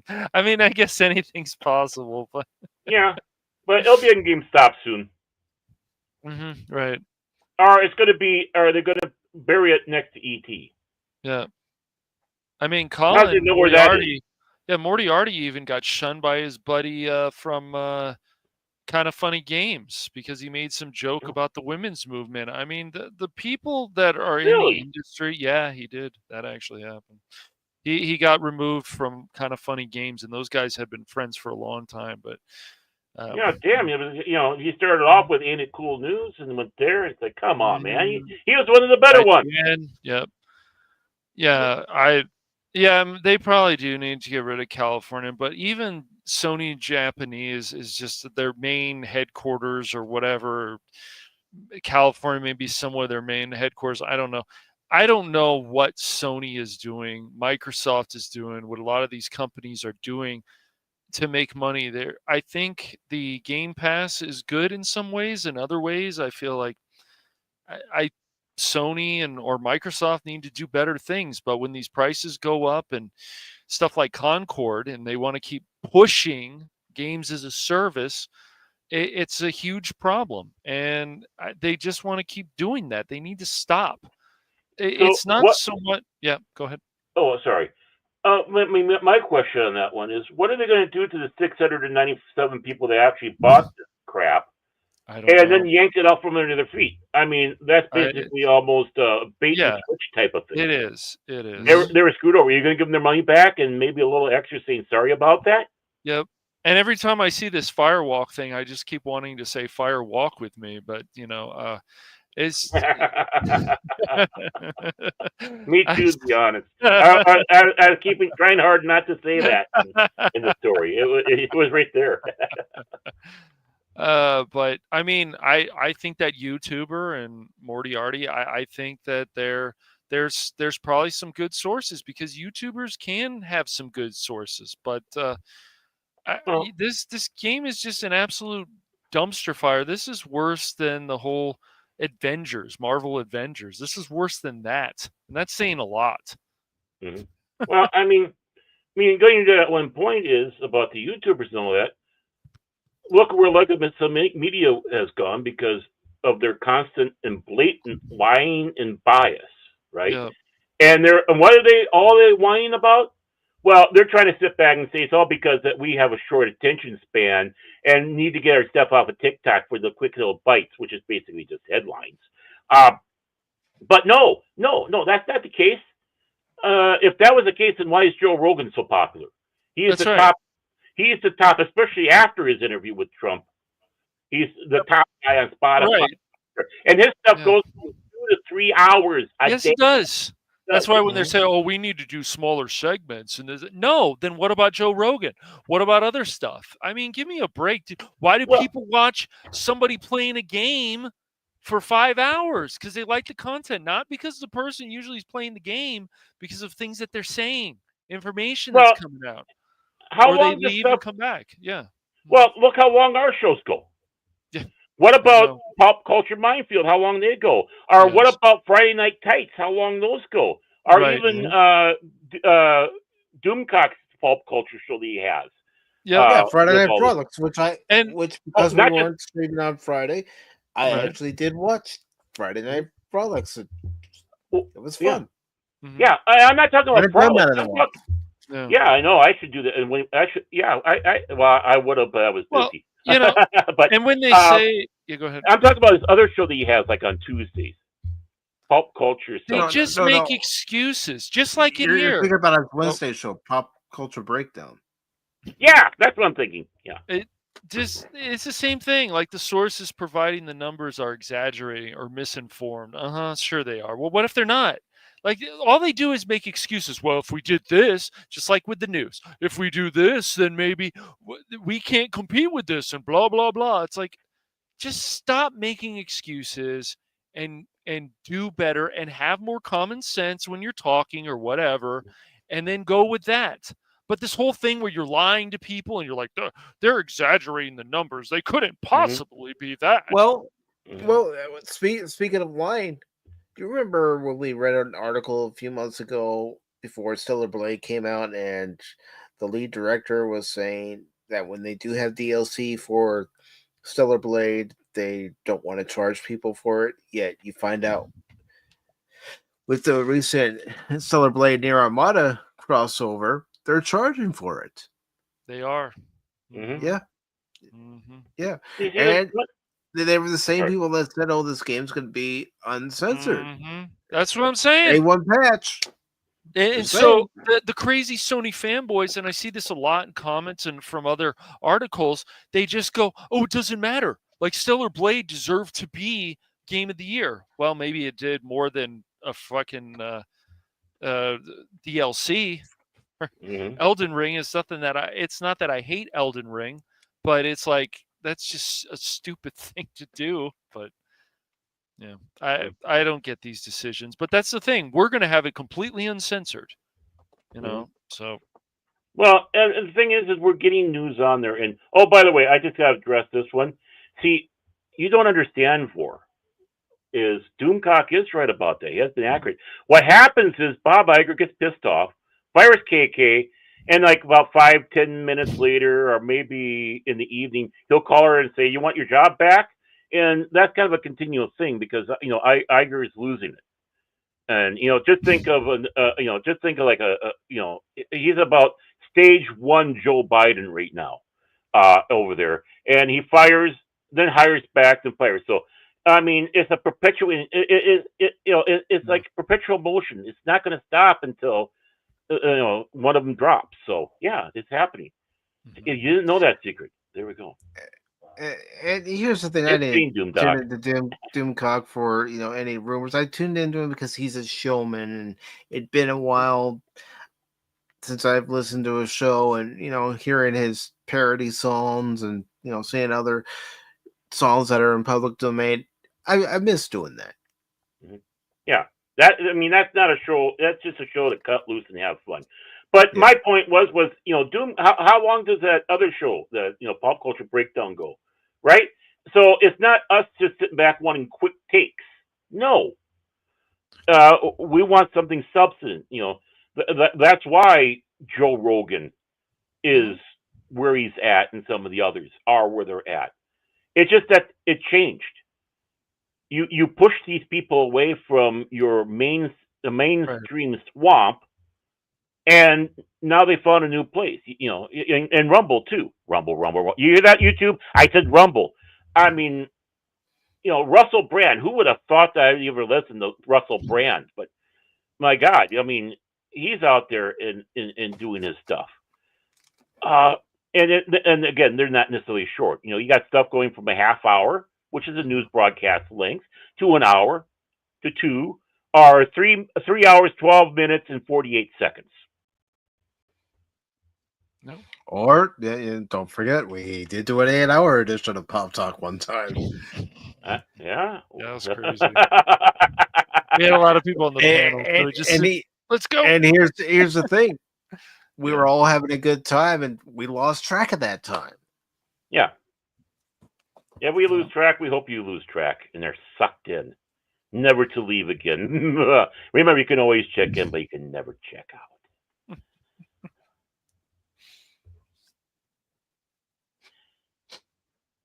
Well, yeah. I don't know. I know. I haven't had any problems with them, and I've had disagreements with them. I mean, I used to watch Doomcock. I got a lot of good friends that are even wrenches over there. Yep. And Heck, that's where Baron and I met, was over there.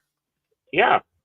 So I mean, I'm sure there are, and I'm sure you probably encountered those. And I'm sorry for that, but I guess I got lucky. But yeah, I know there's some obnoxious people over there. I just don't associate with them. But yeah. got lucky meeting anti-derivative Jill. Beth Arstead over there. Yeah. That oh yeah, she's such a sweet lady. She is such a sweet lady.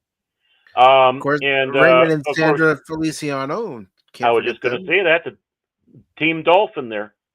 Yeah, and don't forget Wendy, trauma nurse Wendy. Oh yeah, she's another sweetheart. Rougher on the edges, but she's still a sweetheart. And John Rendell. Yeah. Yeah, John. I like talking to John. Effect for hire. Effect for hire. I mean, I can get into discussions, debate, and disagree. Heck, I even been in communicating with Doomcock and was disagreeing on stuff. He was very, very gracious back with with the conversation back and forth. Where I saying, well, but the thing is, I was being respectful to him and the others. That's the thing. Anytime I've interacted with Doomcock, whether it be on stream as a member or through Twitter X, we've always been cordial, always been respectful. Yeah. As long as you're respectful toward people, as long as you're cool toward people, they'll be cool back. It's when you come in with a butt plug up your ass and yeah. Yes. Well, like people who aren't part of the Doomcock Brigade are. Did you call them Doomies? Okay, Doomies. I won't name any on air. I definitely won't. I that's my model. There's only one person I poke fun at really, and that's Mike Zero. But that's just me having fun poking him. Yeah, I know he's something. He's hardest, as Phil McCracken says, hardest man working on YouTube. Yeah, but it's the same thing all the time. He those does videos. Like five videos in this at the same time, and then but he does them slightly different, so they look, and then puts them out and make sure that they're spread out. And that's our hardest. Oh, he doesn't do it alone. He's got a team editing those videos. Oh yeah, I know he's got help, or at least help. One guy at least, or girl. Yes. But before we go, we do have one article. Oh, I know I said the last one was, but I don't want to forget about this article. No. Oh yes. I hate this article already. I hate this article. Yeah. I wish I didn't have to talk about this, and I know someone says, "Well, you don't really have to talk about it," but as Gen Xers, we grew up seeing this man. Yes, and he is pulp culture all across the board. I mean, this man forged a legacy, and of course, someone who's a game show nut like me. Also, I mean, growing up with the different, iterations of him through the time. So, yeah. Chuck Woolery, dead at 83, legendary game show host, was known for Wheel of Fortune and The Dating Game. This is by Sharon Mai for the Daily Mail, and it says Chuck Woolery passed away at the age of 83 at his home in Texas on Saturday. His longtime friend Mark Young has confirmed. The beloved television personality, who was best known for being the very first to host Wheel of Fortune, died suddenly while Young was visiting him at his home. It is with a broken heart that I tell you that my dear brother has just passed away, Young wrote in an emotional tribute on X, formerly Twitter. Life will not be the same without him. Rest in peace, brother. While the circumstances around Woolery's death are not yet known, Young told TMZ that the actor was not feeling well and went to lie down. Young, who co-hosted the Blunt Force Truth podcast with his late friend, said Woolery later returned to the room to tell him that he was having trouble breathing. Young told the outlet it was then he called 911, but Woolery did not make it. Woolery was best known for being the original host of Wheel of Fortune from 1975 to 1981. He earned a Daytime Emmy in 1978 for his work on Wheel of Fortune. Take that, Pat. Yeah.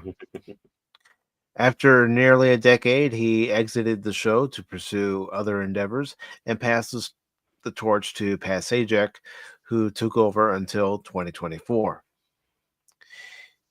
He went on to play matchmaker on The Love Connection for 11 years. Additionally, Woolery was also the host of 4 game shows such as Scrabble, Greed, and Lingo. He kicked off his entertainment career as a singer initially. Mm-hmm. Woolery created several advertising jingles and even charted with a top 40 hit, the 1968 song Naturally Stoned with pop duo The Avant Grade. I think it's Guard, but it's spelled, Maybe it is Guard, but I know you know how it is, guys. Yeah, we do. It goes on to say in 2003, Naturally Stoned was the theme song for a short-lived game show network reality series. Let's see if it says anything else. Over the years, the actor also made appearances as himself on screen, including the 2018 movie Cold Feet, as well as the sitcoms 227 and Scrubs. Mm-hmm. Shortly thereafter, he was offered a chance to audition as a game show host after he performed Delta Dawn on The Merv Griffin Show. Griffin casted Woolery over 77 Sunset Strip alum Ed Cookie Burns for the show called Shopper's Bazaar. Cookie, lend me your comb. It was later renamed Wheel of Fortune and premiered on NBC in January 1975.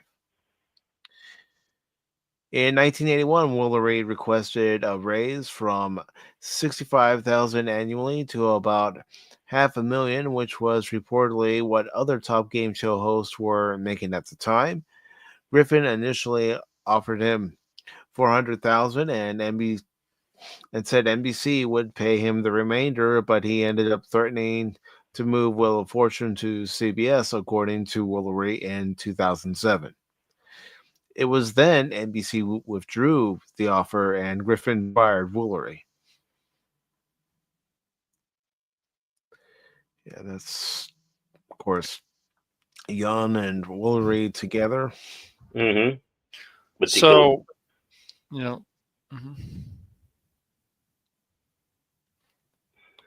So, my local news over here, they had to add that he became a right-winger podcaster, skewering liberals and accusing the government of lying about COVID-19. Like, why was that necessary? That's not even relevant to really the whole story of his life. Yep. Yeah. They start off with the game show host, Wheel of Fortune, Love Connection, and Scrabble, and then they go into who later became a right-wing podcaster. I mean, really, guys, really, was that really necessary? No, it wasn't.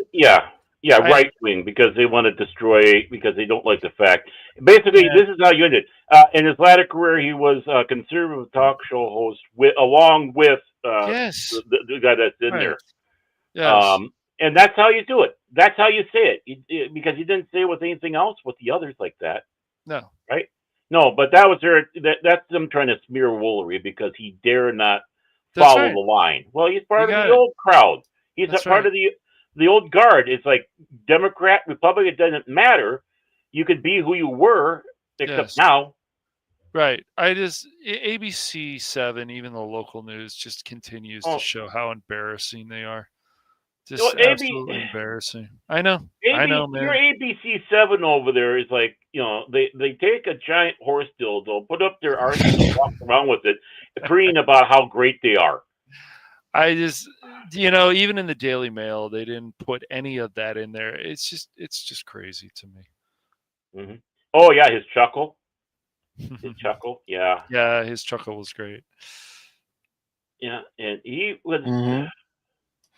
Yeah, he had a smile that you knew you were welcome. Yeah. And actually, Vanna White, I believe, at the very end, I think. No, I agree with that, Trey. We know how it goes. Yeah. I can't remember if Van was first or if she once did again, Jen just first. like Variety, man, it's like, can you guys just stop doing these things? Just stop. No, they can't. No. I mean, you think about, Love Connection, which I'm sure most of the people are, the Gen Xers and probably a little bit past the Gen Xers would know him from, because that was a great game. That really was a great show. They don't necessarily remember some of the earlier stuff he did, but yeah, again, he's been with us all along. Yeah, he's conservative, but that's not the reason why we're mourning him. He could have been a left wing, right, running around saying that the Earth is flat and that's right. And Chicken Little's falling. I don't know, but it doesn't matter. We still praise because he was a great we love the guy entertainer. for what he did. Yep. Mm-hmm.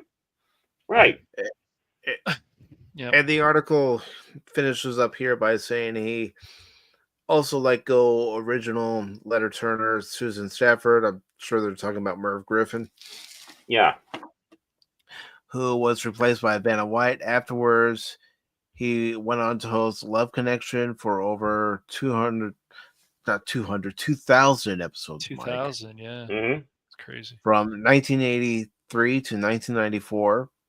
He also had his own CBS daytime morning show for a brief time and co-hosted Home and Family. Woolery is survived by his wife Kim Woolery and children Catherine, Melissa, Michael, and Sean.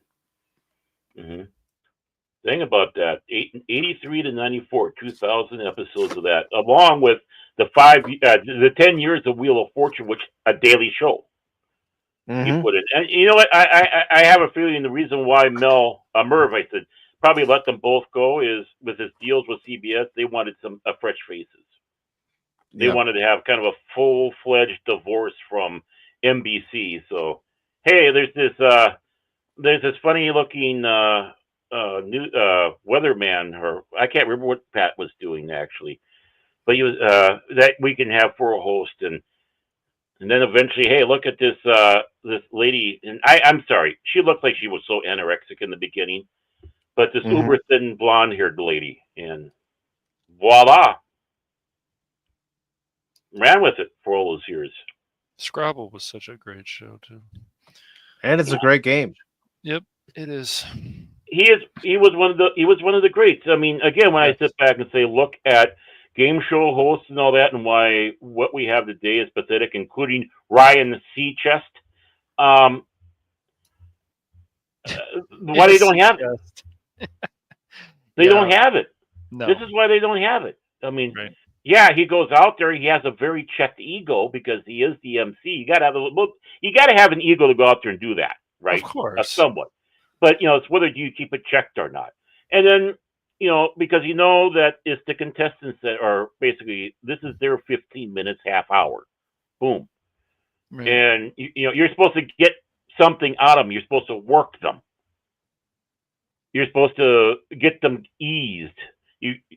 All that across the board. But no, what we got nowadays? I'm sorry, it's disgusting. Alec Baldwin on Match Game, for crying out loud! He should have been thrown in jail for that. He was that got out of hand when he started making smart ass comments at the contestants that were there. I didn't like that. Were uncalled for. It just, that's when when he wasn't doing that, it was better. When he started doing that, I'm like, really? And now, of course, what's happened with him is just like this piece of shit. Yeah, no, he's always had a big ego and stuff. But Joel McHale, they won't allow him. He was doing such a good job with Card Sharks. I just like his approach on things when he hosts, and he's a funny guy. But just, I don't know. It is what it is with this stuff, because why not? Yeah. Oh, sorry. Go. Yeah, Card Sharks was still a great show. Yeah, this time they didn't have two women putting up the cards or whatever. I don't, they changed some things like that, but it was still the same dang game. It's still this formula that works, and it was like, why are we getting rid of this? Yeah, so they got rid of that. I mean, they could have found another host for Match Game. Oh, yeah. Well, yeah, I mean, as that goes, and Yeah, Tree Rock is even worse than that. Can I have the symbol for 9-inch nails, please, Pat? How about Prince's symbol? You mean the quotation mark? No, 9-inch. Don't they have like NIN kind of? I don't know. I'm trying to be funny. Work with me here. I want Prince's symbol, please. I mean, who do we still got hosting? I want the poop emoji. Poop Steve emoji, Harvey, right? Yeah, there it is. Steve Harvey. I mean, Okay, I know yeah, that he was can bad. be I know. he can be funny, but he can also pander about some things too. And it's like, yeah, Rory would never do that ever. So Harvey. I mean, honestly, that and Family Feud, not really that good. I don't mean to be cruel. But all they've turned Family Feud into is not even sexual innuendo. You had sexual innuendo with Richard Dawson and I can't remember the guy who took over afterwards, which is very tragic. He was great as a host on there, but unfortunately went a little nuts and unalived himself. But he was a good host for the show as well. I mean, I sit back and say those are the two best hosts that Family Feud had. Then you can kind of go, okay, what do we step in now?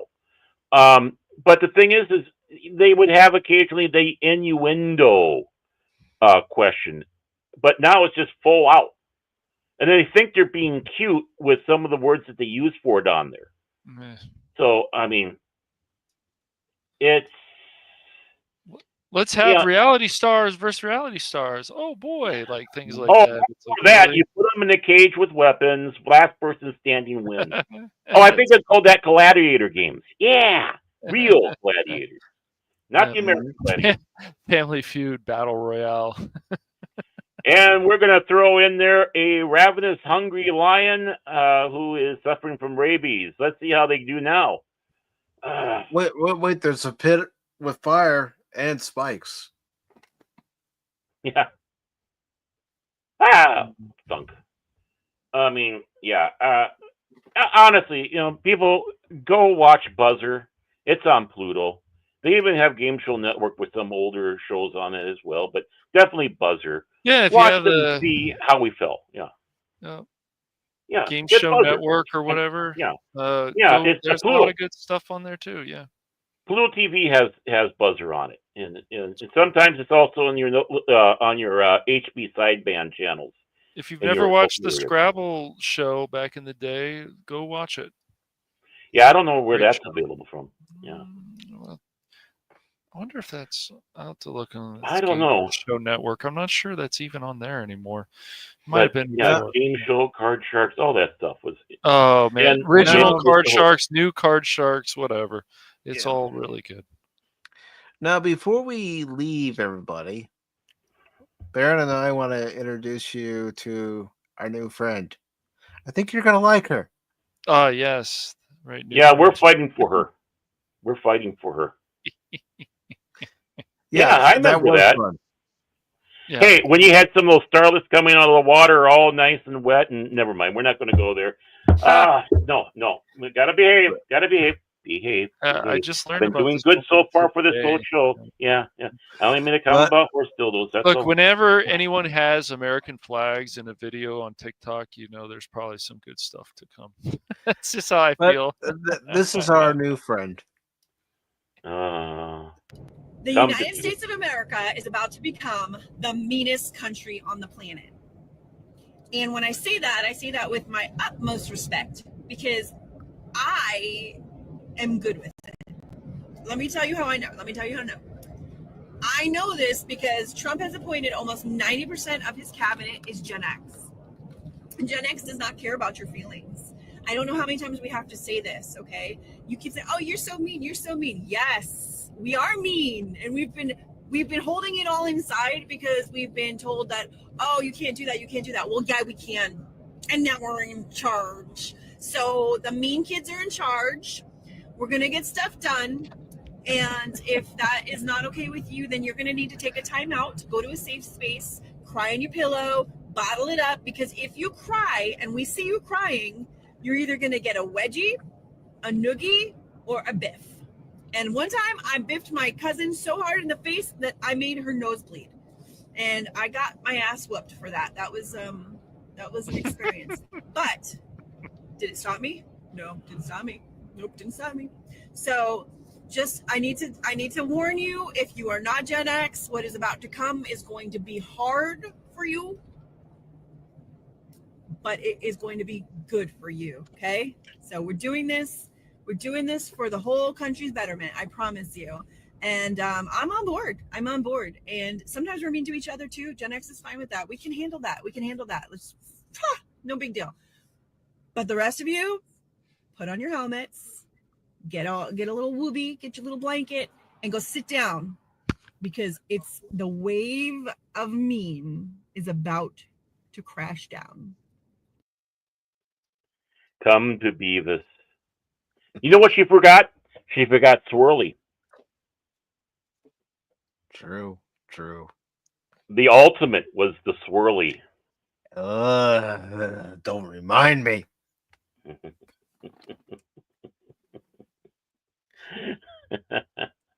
She's right, though. I mean, what they put into this last administration, which weren't Gen Xers, they were the next the next youngest group. And look what they did in there. I mean, honestly, they were just. Yeah. I don't know what they did except steal luggage from Minneapolis Airport. It's crazy, these things, man. You're like, that couldn't have happened, especially coming from the White House. Oh, it did? What the? Come on. This can't be real. This is a dream. Yeah, putting the kid in the locker. Yeah. Like, sorry to break this to you, YouTube, if you don't know already, cocaine was actually blown up in the White House. Blown up. That's something, man. That is really something. Hey, we grew up on You Can't Do That on television. You want to know where the green slime came from for Nickelodeon? That's where it came from. Oh, exactly. To be able to watch that show again, you'll understand what Gen X means by saying we're mean. Well, I've been told, because I don't like a show, that I'm negative. No, I'm from Gen X. Yeah, so I expect higher quality entertainment. What would happen if you throw a pie in these people's face? Would they laugh or they get really upset? They would probably get upset. We would laugh. Everybody here would be laugh. Like, oh no.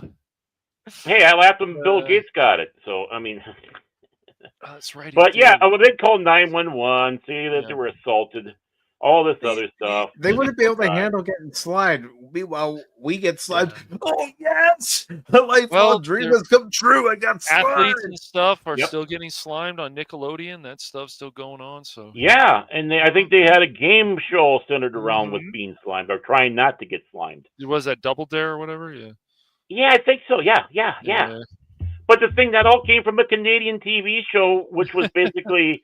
It's called You Can't Do That on television, but I think it should have been called Fuck Your Feelings, because that was a show intended not to educate, but just to cut loose and have fun and be who we are. Yeah. Yeah. And that was the big rule of the show.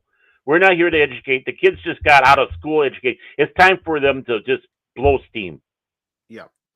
Yeah. And DJ Play Nice, yes, I did have the I did suffer from the wet willy, but you know what I did? As soon as my friend did it, I went, what the fuck are you doing? Like we do. Yeah, it was usual response. Mike tried it with his sister. He was in intensive care for about 3 weeks. No. You kidding? I call her Twinkle Toes for a reason. She took that away.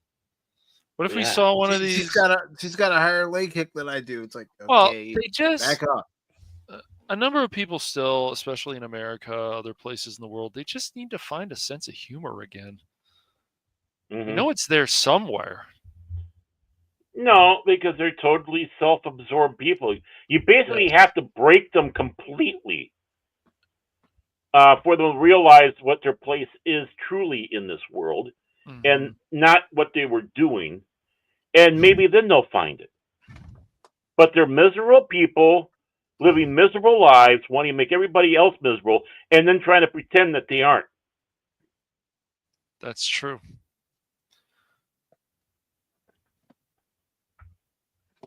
Meanwhile, Gen Xer, what the fuck is bugging you today? Yeah. What's going Yeah. on? What's in your panties? I mean, we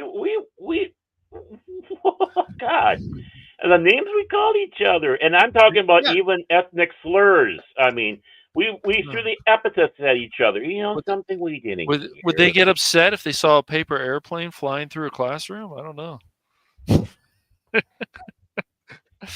Especially if there's a whole squadron of paper airplanes. There you go. Yep.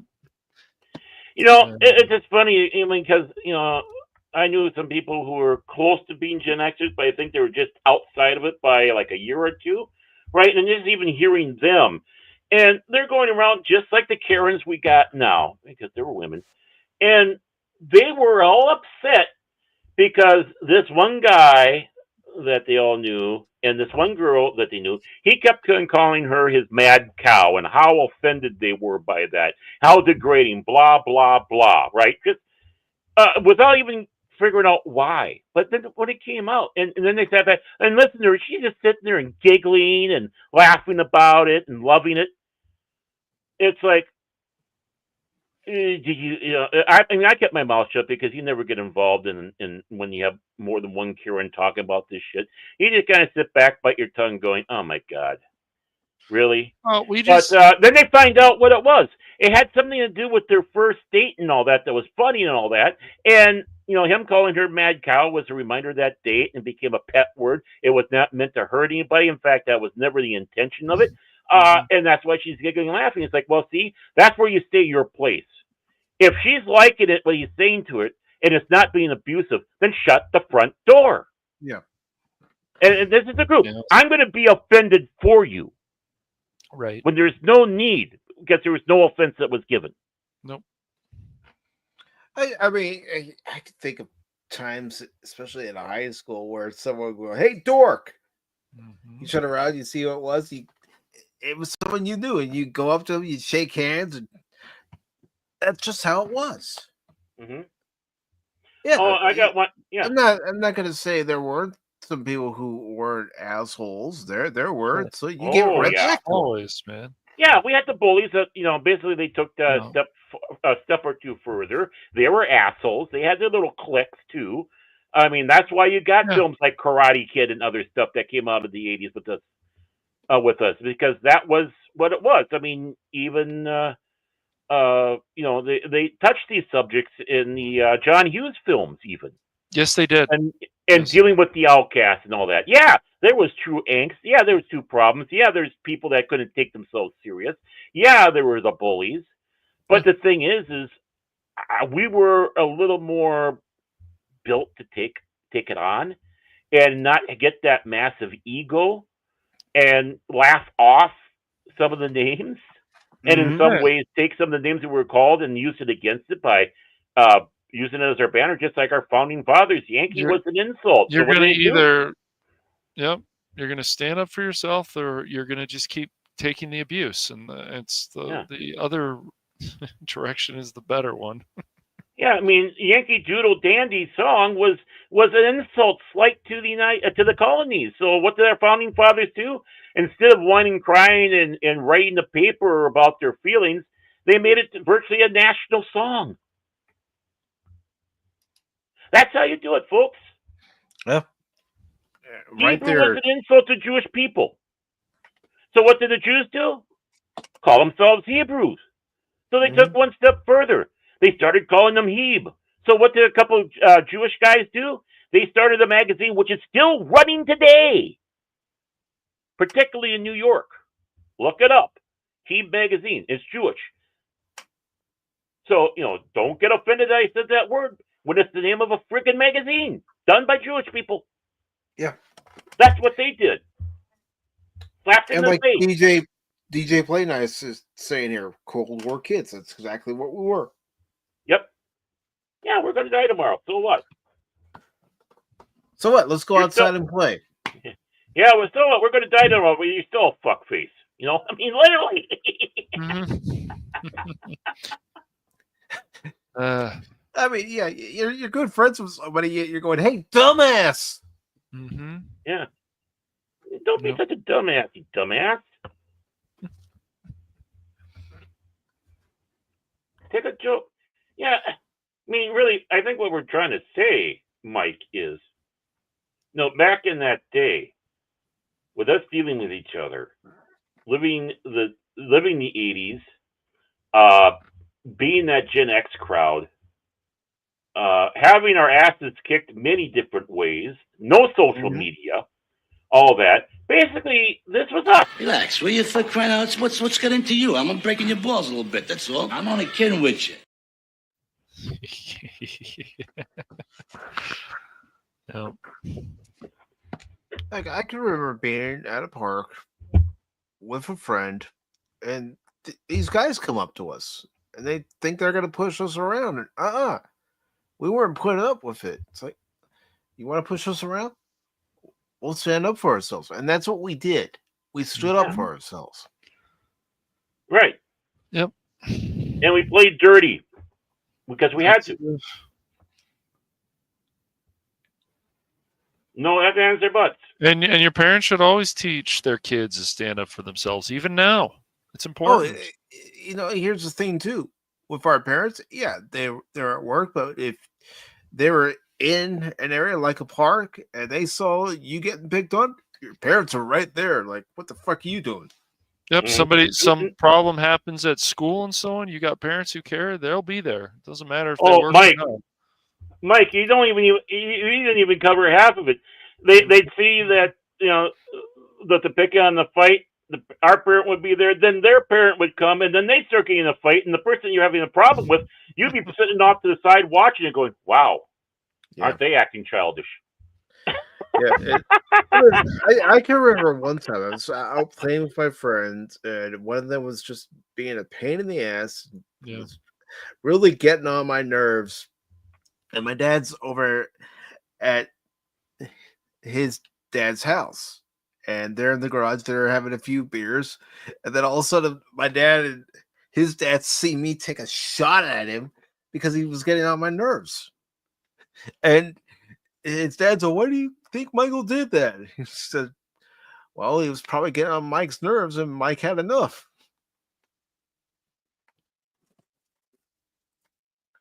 Yeah, and you want to know something? You got that right. The next day, we went up to each other. He said sorry, and I said sorry, and we moved on. No. Yeah, the follow through with that. Yeah, while the fathers are fighting, you and the guy they're having problems turn around and go off to the arcade, and you become best friends, or at least friends. Yep. Right. That's how things happened. Somebody stands up to you that you used to pick on, and it's like, oh wow, this guy finally stood up to me. Now I feel like I can give him respect. So, and then you see the same guy at the party, and he doesn't even remember you. You're like, wow, I used to pick on this guy, and he's actually pretty cool. Yeah. It's social Darwinism here that you got going, the social evolution, and right now we've hit a really hard spot. This generation has not evolved at all. In fact, they've de-evolved. Yes. And it's disgusting what it is. They're mentally, physically, all across the board. And then they sit back and threaten us, and we laugh. And why do we laugh? We've heard it all before, but we heard it from better people than you. Mm-hmm.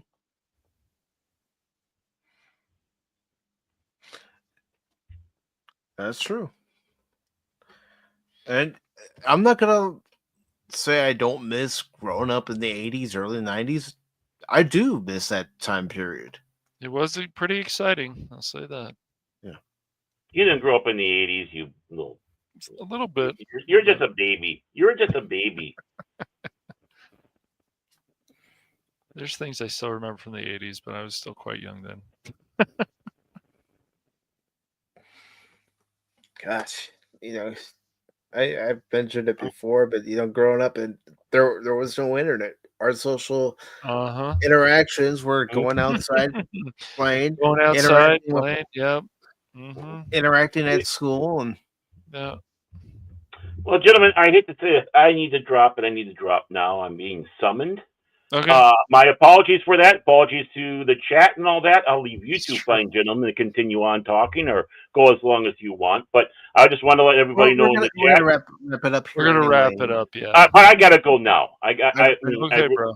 No problem. I have to go now. So I just want to say to the chat, love you all. If it wasn't for you, well, we'd be on the streets causing problems just like we're talking about. So thank you all, especially those that come back later and watch it. Be it on any of these channels, these guys are great. They're my brothers. You are also my families out there. You're my brothers and sisters too. So please take care. And again, sorry for bailing so fast and like this. So talk to you all later. Baron, you and the long suffering have a happy Thanksgiving. Yes. Yeah, great one. So I will have a good Thanksgiving. Baron, before you go, should we cancel the stream next week on Tuesday, or are you still feeling it? I'm still feeling why. Okay. Oh, I was just wondering. That's all. No, we can talk about this off there. There's plenty of time before Tuesday, man. Come on. I know. I'm just Okay, bringing that Come up. on, man. Since you're here. Okay, go ahead. Quit making sausage for the audience. Okay, take care, everybody. Later, brother. Later, bro. I won't hit the end stream one like Prismatics. That's true. Oh, crazy.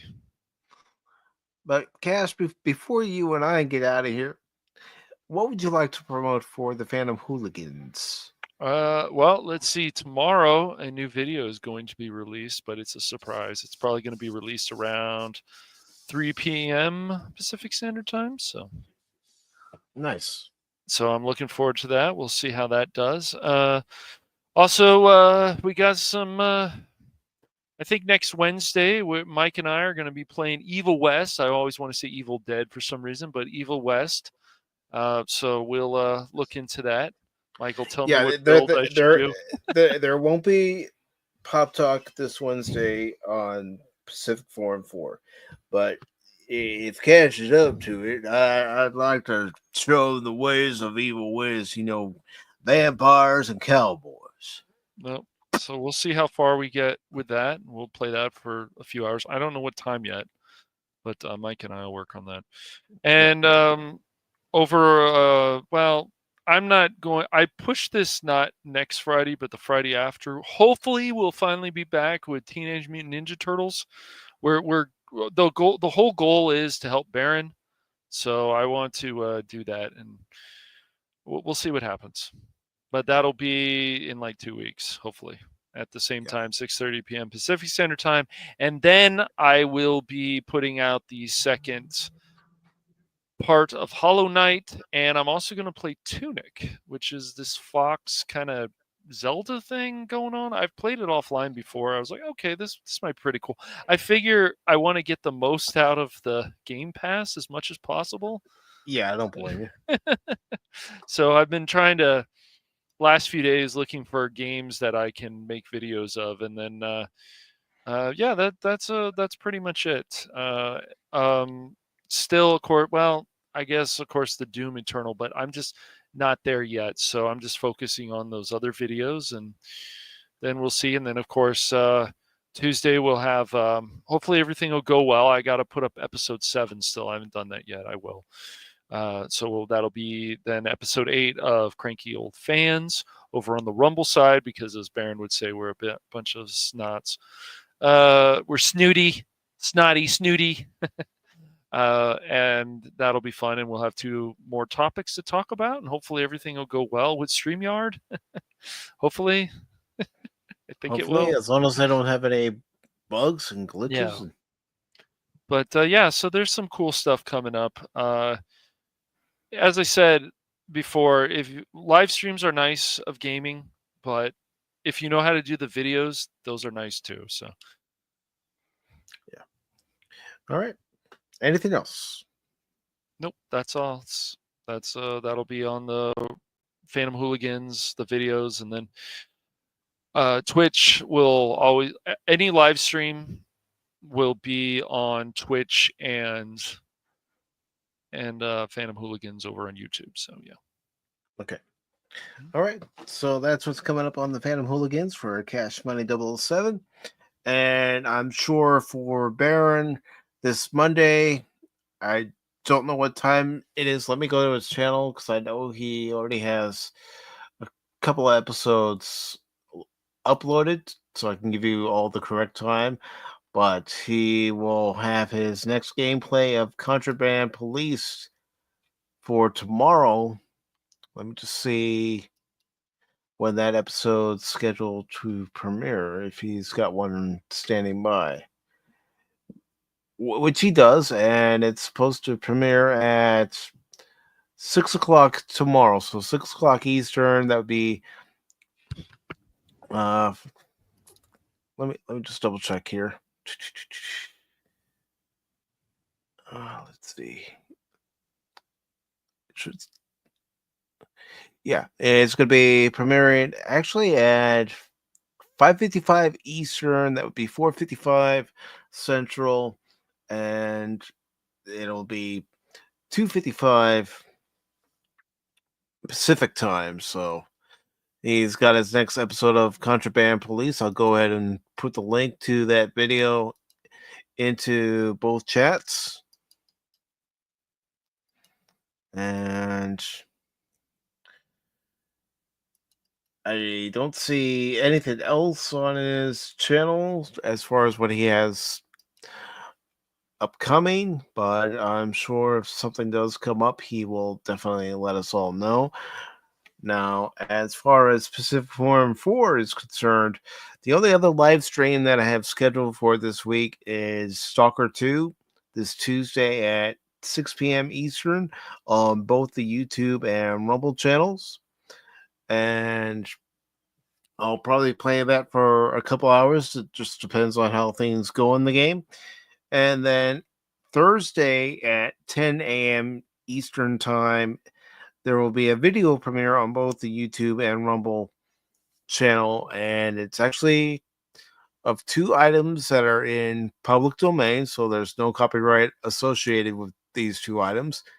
And it'll be the 1948 Max Fleischer Rudolph the Red-Nosed Reindeer, and from the 20th Century Fox Hour back in 1955, it'll be the television version of The Miracle on 34th Street. So that's what I have premiering on Thanksgiving Day at 10 a.m. Eastern Time. And then your next edition of Pacific414 Pop Talk will be next Sunday, December 1st at 1 p.m. Eastern. I'm not sure what we're going to be talking about, but I'll keep an ear out for things that are going on.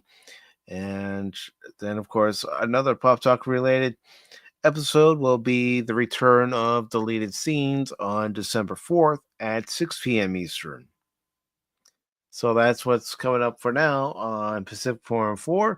But I do want to take the time to thank each and every one of you for stopping by today's stream. Greatly appreciate it. I want to thank Phil McCracken for stopping by. I also want to thank Jason Fox of 540 Studio for stopping by.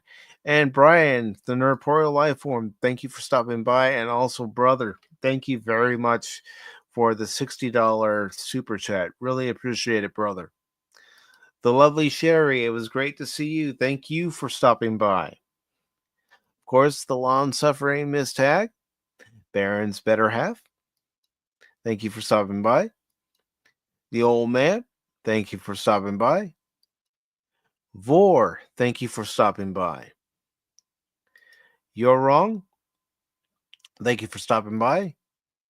DJ Play Nice, thank you very much for stopping by. Leia Rose, thank you for stopping by. The Tree Rock Creations, come on, Mike. Thank you for stopping by. DJ Ronnie G, thank you for stopping by. And I know I forgot to star him, and he's going to get all upset if I don't mention his name. I know you know who I'm talking about, Cash, but he's going to get all upset. He's going to say, I don't believe you guys. I came by and you didn't say anything about me when you were thanking me. in your outro, your long outro that you do every time. Of course, we're not going to forget about Anonymous. Anonymous. Anonymous.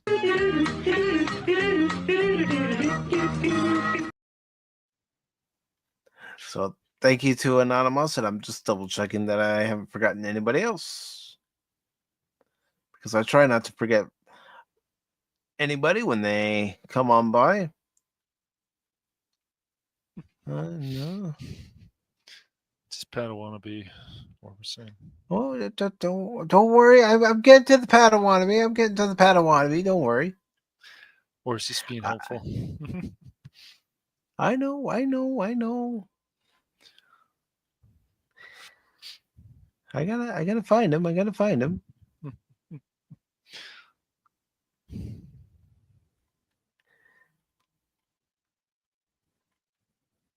Okay. Gotta go down. I scrolled too far, too fast. I should have started. It's my fault. I didn't start. Oh, shut up, Cash. You got this, man. I know I got this. I don't like missing anybody. I know. Anonymous has just got back for that. Of course, your timing's perfect. He had to do actual work today. Yeah, your honeydew list that Phil keeps going on and on about. Did Pat only say one thing? I think so. Yeah. He thumbs up for for everyone. That's what he had said. Yeah. Yep, good. Yeah. So yeah, I still remember what he said. I pay attention. Good. All right. For some reason, it's not showing up. Of course, I probably scrolled past it again, but Padawannabe, thank you for stopping by, brother. Really appreciate it. And to everybody, of course. But like I said, especially after our good friend Clobbering Times passed away, every time I play it, it's a tribute to him. But everybody, thank you for watching this edition of Pacific414 Pop Talk. We hope you enjoyed today's show. If you did, make sure to hit that like button, share out the stream, and consider subscribing or following our various channels if you haven't done so already. And if you're spending this Thanksgiving holiday with your friends and family, please have a wonderful, happy Thanksgiving. And for those of you who may not be celebrating Thanksgiving, you have my love and my appreciation. And, thank you for hanging out with us today. And as is my customary outro, don't ever give up on me when I'm playing a game, because just when you do, you might miss something. Take care, all. You too, Anonymous. You too, brother. Autobots, transform and roll out!